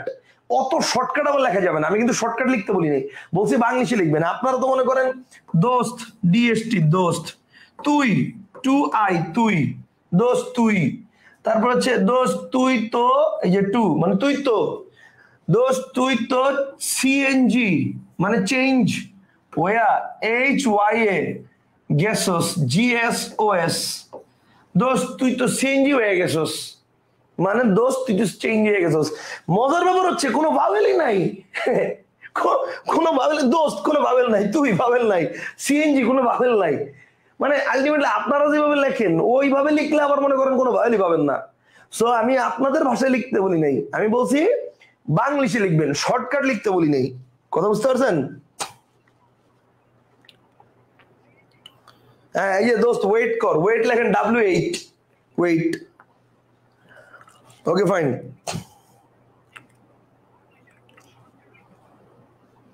আরে সবাই কি বুঝছো? তাহলে একটু জানাও আমাকে। সবাই কি বুঝছো? তাহলে অক্ষরের জিনিসটা কি সবাই বুঝছো? আচ্ছা, অক্ষর যদি বুঝে থাকো এইবার, অক্ষর যদি বুঝে থাকো এইবার, তাহলে আমরা কি শিখবো? অক্ষর যদি বুঝে থাকো এবার আমরা কি শিখবো? অক্ষর যদি বুঝে থাকো এবার আমরা শিখবো হচ্ছে অক্ষরের প্রকারভেদ। আসো, অক্ষরের যে প্রকারভেদ, এই প্রকারভেদটা কি? অক্ষরকে দুই ভাগ ভাগ করা যায়। লিখো, অক্ষর দুই প্রকার। অক্ষর কয় প্রকার? অক্ষর হচ্ছে দুই প্রকার। অক্ষর কয় প্রকার বলো? অক্ষর হচ্ছে দুই প্রকার। অক্ষরের প্রকারভেদ, অক্ষর হচ্ছে দুই প্রকার। দুই প্রকার কি কি? একটা হচ্ছে অক্ষর দুই প্রকার, একটা হচ্ছে বলো মুক্তাক্ষর। বলো একটা কি? একটা হচ্ছে মুক্তাক্ষর, আর আরেকটা হচ্ছে বদ্ধাক্ষর। আরেকটা হচ্ছে বদ্ধাক্ষর। এইবার আসো, অক্ষর হচ্ছে দুই প্রকার, একটা হচ্ছে মুক্তাক্ষর, একটা হচ্ছে বদ্ধাক্ষর। এখন মুক্তাক্ষর আর বদ্ধাক্ষর জিনিসটা কি? মুক্তাক্ষর আর বদ্ধাক্ষর এই জিনিসটা কি, এটা একটু ক্লিয়ার করে দিচ্ছি। দেখো, এটা কিন্তু খুবই ইম্পর্টেন্ট, এবং এটা যারা না বুঝবা ওরা কিন্তু ওই যে কবিতার মাত্রা যেটা ওটা বের করতে পারবো না। মুক্তাক্ষর আর বদ্ধাক্ষর জিনিসটাকে আমি বলি, শুনো খুব ভালো করে বোঝো। বইয়ের সংজ্ঞা অনুসারে মুক্তাক্ষর জিনিসটা হচ্ছে যে অক্ষরটা তুমি অনেকক্ষণ টেনে নিয়ে যেতে পারবা, সেটা হচ্ছে মুক্তাক্ষর। আবার বলছি, যে অক্ষরটা তুমি অনেকক্ষণ টেনে নিয়ে যেতে পারবা সেটা হচ্ছে মুক্তাক্ষর। ঠিক আছে? সাচেস আমি তোমাকে একটা উদাহরণ দিয়ে বুঝাই। ধরো আমি বললাম সাগর, একটা শব্দ বললাম, এই সাগর শব্দে কয় অক্ষর? এখন সাগর শব্দটা আমি আগে বাংলিশে লিখলাম, এন্ড আফটার রাইটিং আমি যেটা দেখলাম যে এখানে ভাওয়েল আছে দুইটা, মানে অক্ষর দুইটা। এইটা তো শিওর যে ভাওয়েল দুইটা মানে অক্ষর দুইটা, কিন্তু প্রশ্ন হচ্ছে দুটি কি মুক্তাক্ষর নাকি দুটি বদ্ধাক্ষর, নাকি প্রথমটা মুক্তাক্ষর পরেরটা বদ্ধাক্ষর, নাকি প্রথমটা বদ্ধাক্ষর পরেরটা মুক্তাক্ষর? এইটা কেমনে বুঝবো? ওকে, এটা কেমনে বুঝবেন? দেখেন, ব্যাপারটা হচ্ছে সা, ঠিক আছে? এটা দেখেন, আপনি কিন্তু টানতে পারতেছেন, দেখেন সা টানতে পারতেছেন, টেনে নিয়ে যাওয়া যাচ্ছে, এটা হচ্ছে মুক্তাক্ষর। আর যেটা একটা স্টার্টিং পয়েন্টে থেমে যেতে হবে সেটা হচ্ছে বদ্ধাক্ষর। যেমন দেখেন, আপনি কিন্তু বলতে পারবেন না গর, আপনাকে থেমে যেতে হবে গর। তার মানে সা এটা হচ্ছে মুক্তাক্ষর, আর গর এটা হচ্ছে কি? এটা হচ্ছে বদ্ধাক্ষর। কনসেপ্টটা কি ক্লিয়ার? সা এটা হচ্ছে মুক্তাক্ষর, গর এটা হচ্ছে বদ্ধাক্ষর। ঠিক আছে? এখন এইটা হচ্ছে বইয়ের ভাষা, যে যেটা অনেকক্ষণ টেনে নিয়ে যেতে পারবেন সেটা মুক্তাক্ষর, যেটা টানা যাবে না, যেটা থেমে যেতে হবে সেটা হচ্ছে বদ্ধাক্ষর। কিন্তু আমরা এভাবে শিখবো না। কেন শিখবো না? কারণ ভাই একটা স্টুডেন্ট নর্মালি এইটা বুঝবে না যে কোথায় টানতে হবে আর কোথায় থামতে হবে। তাইলে কি হবে ভাই? স্টুডেন্ট এটা যেহেতু বুঝবে না, তো স্টুডেন্টকে তাহলে কি করতে হবে? স্টুডেন্টকে তাহলে অন্যরকম ভাবে বুঝাতে হবে। সেটা কি? শর্টকাট টেকনিক আছে। শর্টকাট টেকনিক হচ্ছে, দেখেন লাস্টে যদি আপনি দেখেন, লাস্টে যদি আপনি দেখেন ভাওয়েল আছে, লাস্টে যদি আপনি কি দেখেন, আগে দুইটা ভাগ করতে হবে, একটা ভাগ হচ্ছে সা, একটা হচ্ছে গড়। লাস্টে যদি দেখেন ভাওয়েল আছে, লাস্টে যদি দেখেন কি আছে? ভাওয়েল আছে, মানে মুক্তাক্ষর। লাস্টে যদি দেখেন কনসোনেন্ট আছে, বদ্ধাক্ষর। শেষ, কাহিনী খালাস। লাস্টে যদি দেখেন ভাওয়েল আছে, মুক্তাক্ষর, কনসোনেন্ট থাকলে বদ্ধাক্ষর। শেষ, কাহিনী খালাস। টানাটানি থামাথামির মধ্যে আমরা নাই। কথা কি বুঝতে পারছেন? এখন এখানে একটা কোশ্চেন আছে, মানে পয়েন্ট আছে। পয়েন্টটা কি? পয়েন্টটা হচ্ছে ভাইয়া, পয়েন্টটা হচ্ছে আপনি তো এতে থামছেন দেখে লাস্টে এ আসছে, মানে এস এতে থামছেন দেখে লাস্টে ভাওয়েল আসছে। কিন্তু আমি যদি এতে না থামি, আমি যদি জিতে থামি, অর্থাৎ আমি যদি এরকম হয় যে এস এ জি আর আরেকটা হচ্ছে ও আর, মানে কথা হচ্ছে আমি কেমনে বুঝবো যে কোথায় থামতে হবে? আমি কেমনে বুঝবো? এতে যে থামতে হবে, জিতেও তো থামতে পারি, তখন তো লাস্টে কনসোনেন্ট আসবে। তাহলে তো তখন এটাও কনসোনেন্ট এটাও কনসোনেন্ট, দুইটাই তখন বদ্ধাক্ষর। আমার পয়েন্টটা কি বুঝতে পারছেন? তাহলে আমি কেমনে বুঝবো যে কোন জায়গায় আমার থামতে হবে? এবার দেখেন, তাহলে আমার পয়েন্টটা কি বুঝতে পারছেন? তাহলে এইটা আমরা কেমনে বুঝবো যে কোথায় আমার থামতে হবে আর কোথায় আমার টানতে হবে? আমার পয়েন্টটা কি ক্লিয়ার? তো এই জায়গায় আমরা আরেকটা, হ্যাঁ এখন তোমার মনে হতে পারে ভাইয়া প্রথম ভাওয়েলে থামতে হবে না, এরকম কোনো রুলস নাই। প্রথম ভাওয়েলে না থামে, অনেক সময় কনসোনেন্টও থামতে হয়। যেমন দেখেন, আমি যদি বলি বন্টন, এই যে বন্টন শব্দটা দেখেন, আমি যদি বলি বন্টন, BONTON, বন্টন, এখানে কিন্তু থামতে হবে ঠিকই, প্রথমটাতেও কনসোনেন্টটা, পরেরটাতেও কনসোনেন্টটা, অর্থাৎ দুইটাই, এখানেও থামতে হবে এখানেও থামতে হবে, দুইটাই কনসোনেন্ট। কনসেপ্টটা কি ক্লিয়ার? সো এইখানে তাহলে কেন জিতে থামলাম না? ওকে, এইটা থামবেন কোথায়, এটা অ্যাকচুয়ালি ডিপেন্ড করে ইউর অ্যাকসেন্টের উপরে। যেমন দেখেন, আমি বললাম আপনাকে কলম, এখন আপনি বলেন কলম শব্দে আপনি কি ওতে থামবেন না এলে থামবেন? আপনি কি বলবেন কলম নাকি কলম? আপনি বলেন আপনি কোথায় থামবেন? কলম। ডেফিনেটলি এটা আপনি তো কখনো বলবেন না কলম, কলম বলবেন। গোলাপ কি আপনি জীবনে বলবেন? বলেন GOLAP, গোলাপ। আপনি কি বলবেন গোলাপ? বলেন, মানে সরি, মানে গোলাপ, এটাই তো বলবেন। আপনি কি কখনো বলবেন গোলাপ? গোলাপ বলবেন? বলবেন না। তাহলে সাগর, এই ক্ষেত্রে আপনি ডেফিনেটলি এতেই থামবেন, আপনি তো আর কখনো উচ্চারণ করবেন না সাগর। আপনি বলবেন কি? আপনি বলবেন সাগর, সাগর। সো তার মানে কি? তার মানে এই যে এতে থামতেছি, তার মানে কি? তার মানে এই যে এতে থামতেছি, দেখেন এতে থামতেছি, এই জন্য এ পর্যন্ত একটা অক্ষর, আর এই যে গড় এইটা একটা অক্ষর, এবং যে অক্ষরে থামবো সেটা লাস্টে যদি ভাওয়েল আছে এই জন্য এটা মুক্তাক্ষর, আর কনসোনেন্ট থাকলে এটা বদ্ধাক্ষর। বলেন বুঝছেন না বুঝেন নাই? অর্থাৎ এইবার আপনি সামনে লিখে রাখতে পারেন, এতক্ষণ আমরা হচ্ছে বেসিক জিনিসটা দেখলাম, এবার আপনি সামনে লিখতে পারেন যে মুক্তাক্ষর হচ্ছে শেষে ভাওয়েল থাকবে। মুক্তাক্ষরের সামনে কি থাকবে? শেষে ভাওয়েল থাকবে, শেষে ভাওয়েল থাকবে, ভাওয়েল থাকবে। মুক্তাক্ষরের সামনে কি থাকবে? মুক্তাক্ষরের সামনে হচ্ছে শেষে ভাওয়েল থাকবে। আরে মুসলাম কেন? ওকে, এটা একটু আমি ছোট করে দিই যাতে আমার স্টুডেন্টরা পরে পায়। ওকে, এখানে রাখি কোনায়। হ্যাঁ, ওকে।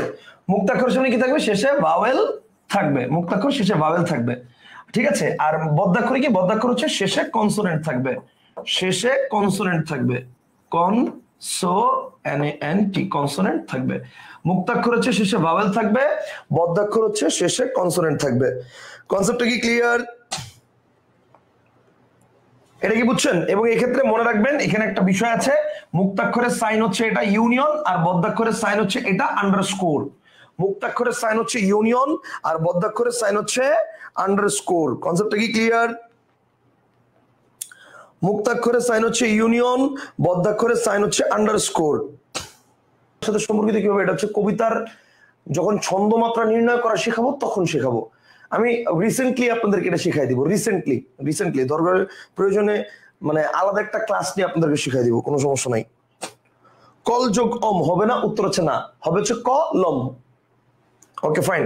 আচ্ছা, এবার আরেকটা জিনিস একটু মাথায় রাখবেন, এই যে দেখেন এটা লাস্টে কি আছে? ভাওয়েল আছে, এবং এই কারণে কিন্তু এই যে মুক্তাক্ষর এটার আরেকটা নাম হচ্ছে স্বরান্ত অক্ষর। এটার আরেকটা নাম কি বলেন? স্বরান্ত অক্ষর। আর এই যে ব্যঞ্জন মানে এটা লাস্টে কি আছে? বদ্ধাক্ষর লাস্টে কি আছে? কনসোনেন্ট আছে।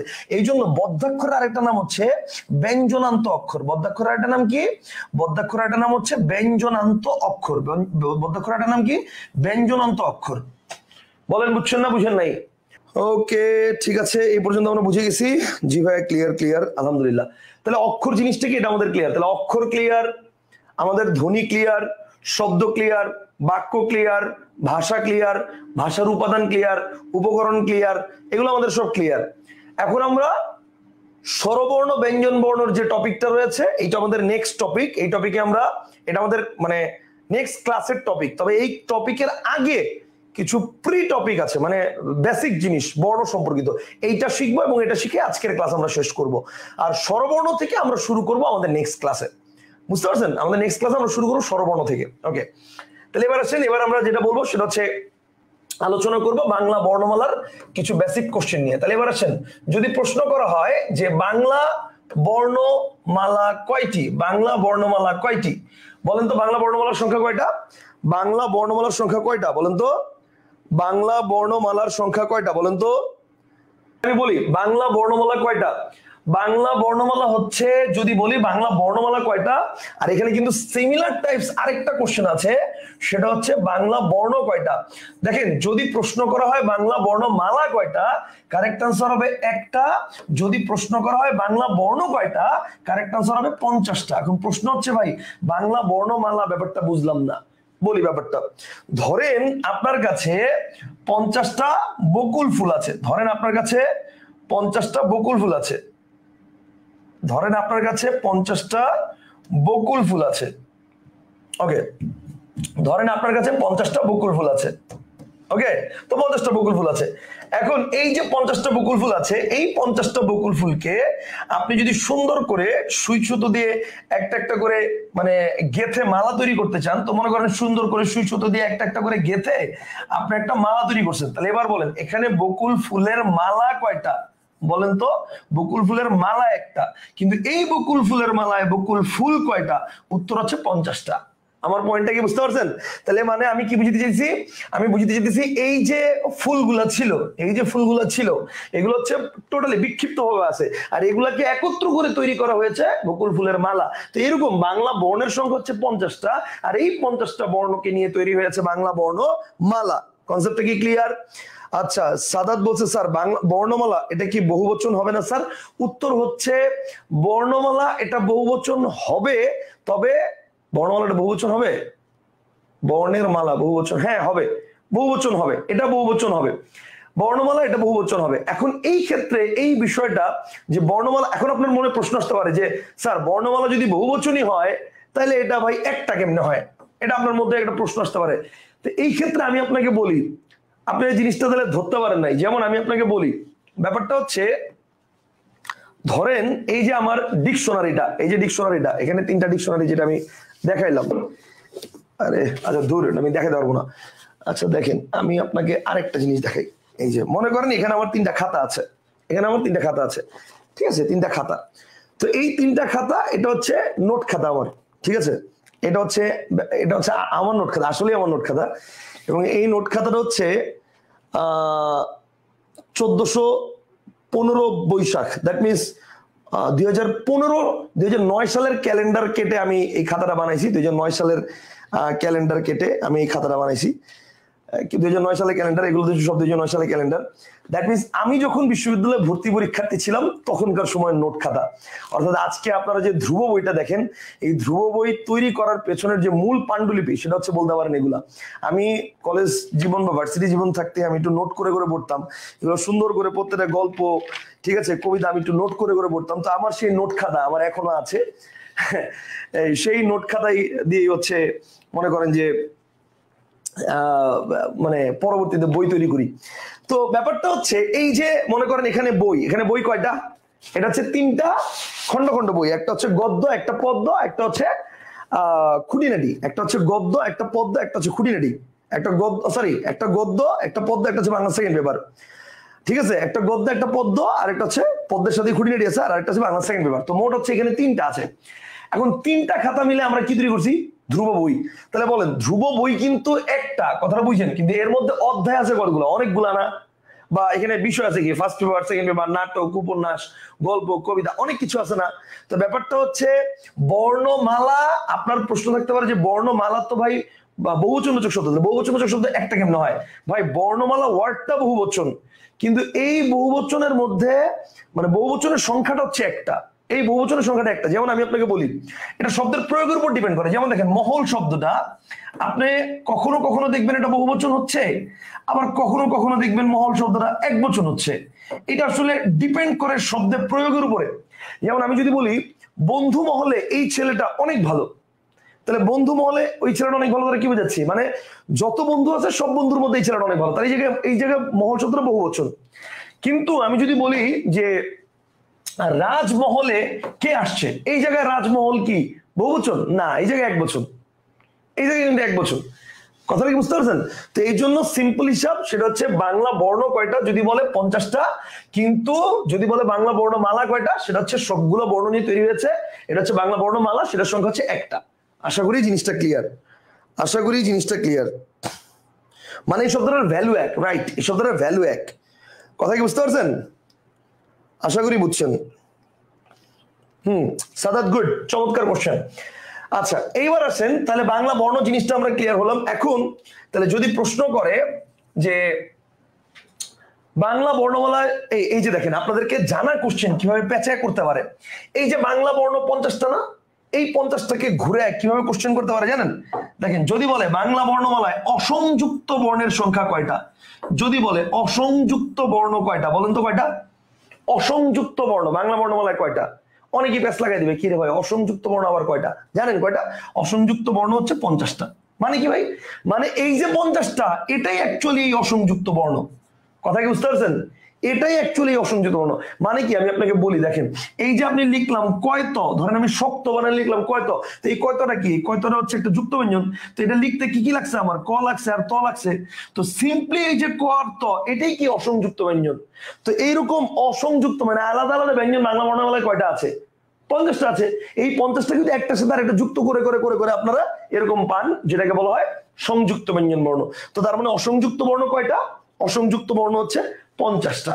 আর সংযুক্ত ব্যঞ্জন এটা কয়টা যদি প্রশ্ন আসে, এটা কখনো প্রশ্ন আসবে না, কারণ সংযুক্ত ব্যঞ্জন আমাদের অভিধানে 326টা দেওয়া আছে, এরপরে দেওয়া আছে ডট ডট ডট, মানে আরো আছে।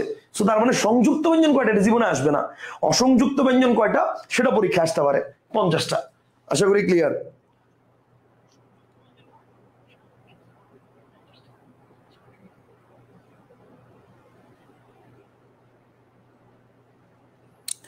আশা করি ক্লিয়ার। ওকে ফাইন, তাহলে এই পর্যন্ত আমরা ক্লিয়ার হয়েছি, এই পর্যন্ত আমরা ক্লিয়ার হয়েছি।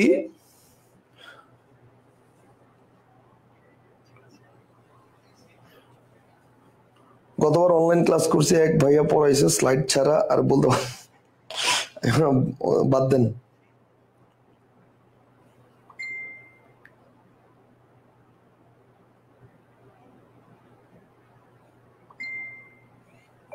আবার এটাকে কি বলে, উদ্ধরণ চিহ্ন, ইনভার্টেড কমা ইংলিশে। আচ্ছা, আরেকজন বলে দিয়েছে পাশ থেকে।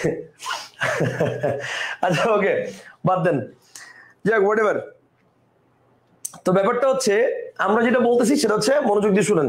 তাহলে এখানে কি দাঁড়াচ্ছে, এখানে দাঁড়াচ্ছে হচ্ছে, এখানে দাঁড়াচ্ছে হচ্ছে ওকে ফাইন, এই পর্যন্ত আশা করি ক্লিয়ার হয়েছেন আপনারা। এখন লাস্ট একটা পয়েন্ট আমরা আলোচনা করবো, লাস্ট পয়েন্ট আজকের ক্লাসে, সেটা হচ্ছে বাংলা বর্ণমালার মাত্রা। সো হেডলাইন দেন, বাংলা বর্ণমালার মাত্রা। হেডলাইন দেন, বাংলা বর্ণমালার মাত্রা, বাংলা বর্ণমালার মাত্রা। সো বাংলা বর্ণমালার মাত্রা, বাংলা বর্ণমালার মাত্রা, অর্থাৎ বাংলা বর্ণমালার যে মাত্রা ভিত্তিক বিন্যাস, এই বিন্যাসটা আমরা এখন শিখবো। বাংলা বর্ণমালার যে মাত্রা ভিত্তিক বিন্যাস, সেই বিন্যাসটা আমরা এখন শিখবো। কনসেপ্টটা কি ক্লিয়ার? আচ্ছা, এবার আসেন বাংলা বর্ণমালার যে মাত্রা ভিত্তিক বিন্যাস, এই বাংলা বর্ণমালার যে মাত্রা ভিত্তিক বিন্যাস, এই মাত্রা ভিত্তিক বিন্যাসটা কি আমি আপনাকে বলি। এইটা বললেই আপনাদের মাথার মধ্যে একটা সংখ্যার মানে তিনটা সংখ্যার ডিজিট চলে আসে, সেটা হচ্ছে 32, 8, 10। ঠাড়া মুখস্থ আপনাদের, আমি জানি। এইটা বললেই আপনাদের মনের মধ্যে এটা ঠাড়া মুখস্থ চলে আসে যে 32, 8, 10। 32 পূর্ণমাত্রা, অর্ধমাত্রা 8টা, মাত্রাহীন 10টা, একদম ঠাড়া মুখস্থ। বাট দ্য ফ্যাক্ট ইজ, এই যে আমরা বললাম 32, 8, 10, এই ক্ষেত্রে আপনি এইটা পারতেছেন, কিন্তু যখন একটু ডিপ থেকে কোশ্চেন করবে, ধরেন পূর্ণমাত্রার স্বরবর্ণ কয়টা, অর্ধমাত্রার ব্যঞ্জন বর্ণ কয়টা, বা পূর্ণমাত্রার ব্যঞ্জন বর্ণ কয়টা, তখন কিন্তু আর পারবো না, অনেকেই পারি না। তো এই জন্য আমরা অ্যাকচুয়ালি এভাবে পড়বো না আজকে। তাহলে আমরা কিভাবে পড়বো? আজকে আমরা একটা ট্রিক্স পড়বো। ট্রিক্সটা কি? আজকে আমরা যেটা করব, আমরা একটা ছক করব। আমরা একটা ছক করব। ছকটা আগে দেখেন, তারপরে আঁকেন। ছকটা হচ্ছে 4 কলাম 4 রো। ছকটা কিভাবে বলেন? 4 কলাম 4 রো হবে, ঠিক আছে? 4 কলাম হবে, 4 রো হবে। আগে দেখেন, তারপরে আঁকেন, ঠিক আছে? ছকটা হবে এরকম, 4 কলাম 4 রো। ওকে, প্রথম কলামটা একটু বড় নিলাম, তারপরের কলামটা মোটামুটি একটু বড়ই হবে, তবে এত বড় না। এটা নিলাম, ওকে ফাইন। এরপরেরটা ছোট হবে, তারপরেরটা ওকে।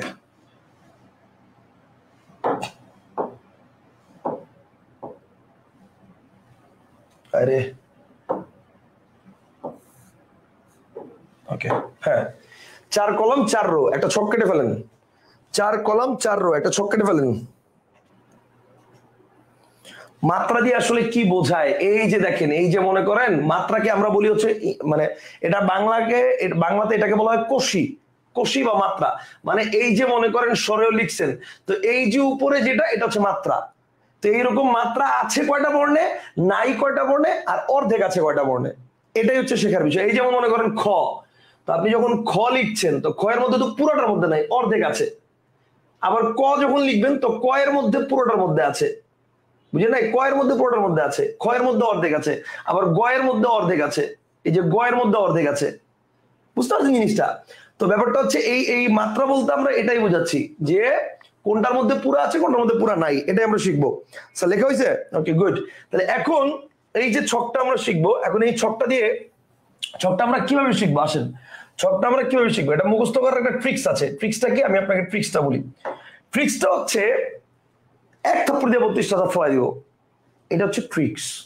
ওকে, এক থাপ্পড় দিয়ে 32টা দাঁত ফলাই দিব, এটা হচ্ছে কি ট্রিক্স। সো এটা লিখেন, এক থাপ্পড় দিয়ে 32টা দাঁত ফলাই দিব। এখানে লিখেন, এক থাপ্পড় দিয়ে 32টা দাঁত ফলাই দিব। এক থাপ্পড় দিয়া 32টা দাঁত ফলাই দিব। 32টা দাঁত 32টা দাঁত ফালাইয়া দিমু, এক থাপ্পড় দিয়া 32টা দাঁত ফালাইয়া দিমু। আগে লিখেন পরে আমি বুঝাচ্ছি। এক থাপ্পড় দিয়া 32টা দাঁত ফালাই দিমু, আগে লিখেন পরে আমি বুঝাচ্ছি। এক থাপ্পড় দিয়া 32টা দাঁত ফালাই দিমু, লিখেন, দ্রুত লিখেন। এক থাপ্পড় দিয়া 32টা দাঁত ফালাই দিমু।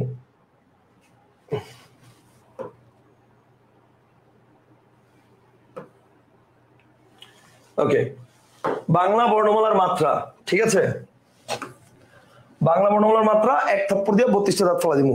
এবার এই টেকনিক দিয়ে কিভাবে আমরা পুরো ছক ক্লিয়ার করব এটা আমি আপনাকে শেখাচ্ছি। আসেন, এই টেকনিক দিয়ে পুরো ছক কিভাবে আমরা বুঝবো। এই যে প্রথম যে ছকটা না, প্রথম ছকের মধ্যে এখানে লিখবেন হচ্ছে মাত্রা, এখানে লিখবেন মাত্রা, এখানে লিখবেন স্বরবর্ণ, মানে প্রথমে লিখবেন স্বর মানে স্বরবর্ণ। এই যে এখানে প্রথমে লিখবেন হচ্ছে এখানে স্বরবর্ণ, এখানে খালি স্বর লিখেন, স্বর লিখে ব্র্যাকেটে লিখেন 11, মানে স্বরবর্ণ কয়টা 11টা। এরপর লিখেন ব্যঞ্জন, এরপর লিখেন ব্যঞ্জন, তো ব্যঞ্জন কয়টা, ব্যঞ্জন হচ্ছে 39টা, ব্র্যাকেটে লিখেন 39।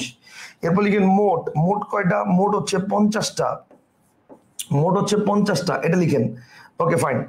এইবার আসেন এইটা দিয়ে কিভাবে আমরা, আর হচ্ছে উপরে যে লিখবেন, উপরে লিখেন, এখানে লিখেন হচ্ছে পূর্ণমাত্রা, উপরে এখানে লিখেন হচ্ছে পূর্ণমাত্রা, এখানে লেখেন পূর্ণমাত্রা, এখানে লেখেন অর্ধমাত্রা, এখানে লেখেন অর্ধমাত্রা, আর পরেরটা লেখেন মাত্রাহীন, পরেরটা লেখেন মাত্রাহীন। প্রথমে হচ্ছে পূর্ণমাত্রা, তারপরেরটা অর্ধমাত্রা, তারপরটা মাত্রাহীন। আগে লিখেন, লেখার পরে তারপরে আমি বুঝাচ্ছি। দেখেন, আগে লিখেন, লেখার পরে আমি বুঝাচ্ছি। দেখেন হচ্ছে এই যে এক থাপ্পড় দিয়ে 32টা দাঁত ফেলে দিব, খেয়াল করেন, এক থাপ্পড় দিয়ে 32টা দাঁত ফেলে দিব। 32টা দাঁত হয় কার, নাবালকের না পূর্ণবয়স্ক কারো? উত্তর হচ্ছে ভাইয়া পূর্ণবয়স্ক কারো। তার মানে পূর্ণমাত্রা বর্ণ আছে কয়টা, 32টা, সিম্পল। এবার বলেন 32টা দাঁত হয় কয় পাটিতে, এক পাটি। আমার সাথে সাথে লিখেন না, আগে বুঝেন পরে লিখেন। 32টা দাঁত হয় কয় পাটিতে, এক পাটি, তাহলে সরি 2 পাটি, তাহলে এক পাটিতে কয়টা, 16টা, তাহলে 16টার অর্ধেক কত, 8, তার মানে অর্ধমাত্রা বর্ণ আছে কয়টা, 8টা। এবার তাহলে চিন্তা করেন 32 আর কত হইলো 40, টোটাল বর্ণ কয়টা, 50টা, তাহলে বাকি রইলো কয়টা, 10টা। এখন আপনি বলতে পারেন স্যার 32 আর 10 এটা তোমার ঠাড়া মুখস্থ, আমার তো এটা এইভাবে বের করা দরকার নাই। না, আপনার তো এইটুকুই ঠাড়া মুখস্থ, কিন্তু আমি আপনাকে বের করে দেখালাম, কারণ এই 32 দিয়ে আমি সব ছক বের করব। এইবার দেখেন, এই যে আমরা বললাম যে 32 আর 10, এবার দেখেন তাহলে এই যে 32 আর 10 এই যে ব্যাপারটা, এখন এই যে টোটাল অর্ধমাত্রা সরি মাত্রাহীন বর্ণ কয়টা, 10টা, এর মধ্যে স্বরবর্ণে আছে 4টা। 4টা কি কি, স্বরবর্ণে আছে 4টা। 4টা হচ্ছে মনে করেন এ, ওই, ও, ও, এই 4টা হচ্ছে স্বরবর্ণে আছে, স্বরবর্ণে আছে 4টা। তাহলে এবার চিন্তা করেন টোটাল যদি অর্ধমাত্রা সরি মাত্রাহীন বর্ণ হয় 10টা টোটাল, এর মধ্যে স্বরবর্ণে 4টা, তাহলে ব্যঞ্জনে কয়টা হবে, ব্যঞ্জনে 6টা, সিম্পল। এবার আসেন অর্ধমাত্রা টোটাল বর্ণ কয়টা, 8টা, এর মধ্যে স্বরবর্ণে আছে একটা, এবং সেটা কি, সেটা হচ্ছে রি, সেটা হচ্ছে রি। তাহলে অর্ধমাত্রা বর্ণ যদি একটা হয় তাহলে মানে স্বরবর্ণ, আর টোটাল অর্ধমাত্রা বর্ণ যদি 8টা হয় তাহলে ব্যঞ্জনে কয়টা, ব্যঞ্জনে 7টা। কথা কি বুঝতে পারছেন? এইবার আসেন 4 আর 1 কত হয়, আগে ক্যালকুলেশনটা দেখেন পরে খাতায় উঠান। 4 আর 1 কত হয়, 5। এখন দেখেন টোটাল স্বরবর্ণ কয়টা, 11টা, তাহলে 4 আর 1 5, টোটাল স্বরবর্ণ 11টা, তাহলে বাকি রইল কয়টা, 6টা। 6টা কি কি, 6টা হচ্ছে এই যে দেখেন স্বরেয়, স্বরেয়া, রস্বই, দীর্ঘই, রস্বও, দীর্ঘ। এখানে আটবে না, আমি জাস্ট সিঙ্গেলি লিখে ফেললাম যে স্বরেয় থেকে দীর্ঘ পর্যন্ত, স্বরেয় থেকে দীর্ঘ পর্যন্ত 6টা, স্বরেয় থেকে দীর্ঘ পর্যন্ত 6টা, স্বরেয়, স্বরেয়, রস্বই, দীর্ঘ, রস্ব, দীর্ঘ। কনসেপ্টটা কি ক্লিয়ার, বুঝতে পারছি? এখন বলেন তাহলে টোটাল পূর্ণমাত্রা বর্ণ কয়টা, 32টা, এর মধ্যে স্বরবর্ণ কয়টা, 6টা, তাহলে বাকি রইল কয়টা, 26টা। শেষ। তার মানে আপনার এখন পুরো ছক মুখস্থ। যদি বলে পূর্ণমাত্রা স্বরবর্ণ কয়টা, 32টা, অর্ধমাত্রা স্বরবর্ণ কয়টা, সরি পূর্ণমাত্রা বর্ণ কয়টা, 32টা, অর্ধমাত্রা বর্ণ কয়টা, 8টা, মাত্রাহীন বর্ণ কয়টা, 10টা, পূর্ণমাত্রা স্বরবর্ণ কয়টা, 6টা, পূর্ণমাত্রা ব্যঞ্জন বর্ণ কয়টা, 26টা, অর্ধমাত্রা স্বরবর্ণ কয়টা, 1টা, অর্ধমাত্রা ব্যঞ্জন বর্ণ কয়টা, 7টা, মাত্রাহীন স্বরবর্ণ কয়টা, 4টা, মাত্রাহীন ব্যঞ্জন বর্ণ কয়টা, 6টা, মোট মাত্রাহীন কয়টা, 10টা। পুরো ছক আপনার মুখস্থ। জাস্ট এই ছকটা মাথায় রাখেন যে এক থাপ্পড় দিয়ে 32টা দাঁত ফেলাই দিব। এবার আমাকে একটু জানান যে বুঝছেন কিনা, এবার আমাকে একটু জানান যে সবাই কি বুঝছেন কিনা। 8 আর 10-এর এটা একটু বুঝাই দেন। আচ্ছা 8 আর 10-এর এটা একটু বুঝাই দেন। আচ্ছা ঠিক আছে, আমি বুঝাই দিচ্ছি। আচ্ছা এবার যারা এটা বুঝছেন তারা তো আলহামদুলিল্লাহ বুঝছেন, বাট যারা এর পরেও বুঝেন নাই তাদেরকে আমি আরো শর্টকাট আরেকটা টেকনিক আছে, বাট যারা যারা এটা বুঝছেন তারা তো বুঝছেনই, যারা এটা বুঝেন নাই তাদের জন্য আরো শর্টকাট একটা টেকনিক আছে।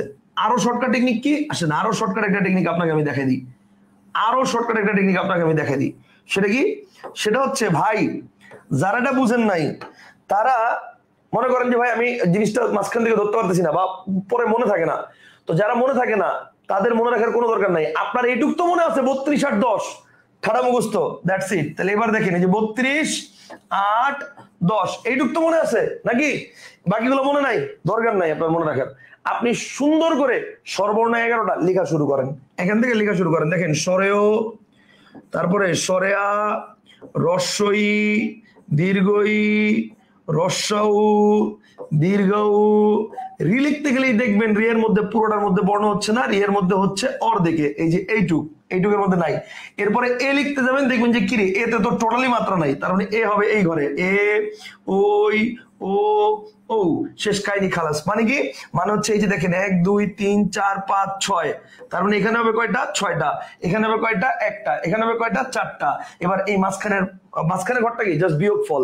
মানে এই যে 32 আর 6 বিয়োগ কত? 26। 8 আর 1 বিয়োগফল কত? 7। 10 আর 4 বিয়োগফল কত? বিয়োগফল হচ্ছে 6। শেষ কাহিনী খালাস। মানে আপনার যদি 32 আর 10 এটা মুখস্থ থাকে, বাকি যদি কিছু মুখস্থ নাও থাকে, আপনি সিরিয়াল বাই খালি সর্বর্ণগুলো লিখতে থাকবেন, আপনি পেয়ে যাবেন কয়টা অর্ধমাত্রা, কয়টা পূর্ণমাত্রা, কয়টা মাত্রাহীন। এরপরে খালি 2 ঘরের বিয়োগফল বসাই দিবেন, ওটি ব্যঞ্জন বর্ণ। শেষ। বুঝছেন না বুঝেন নাই?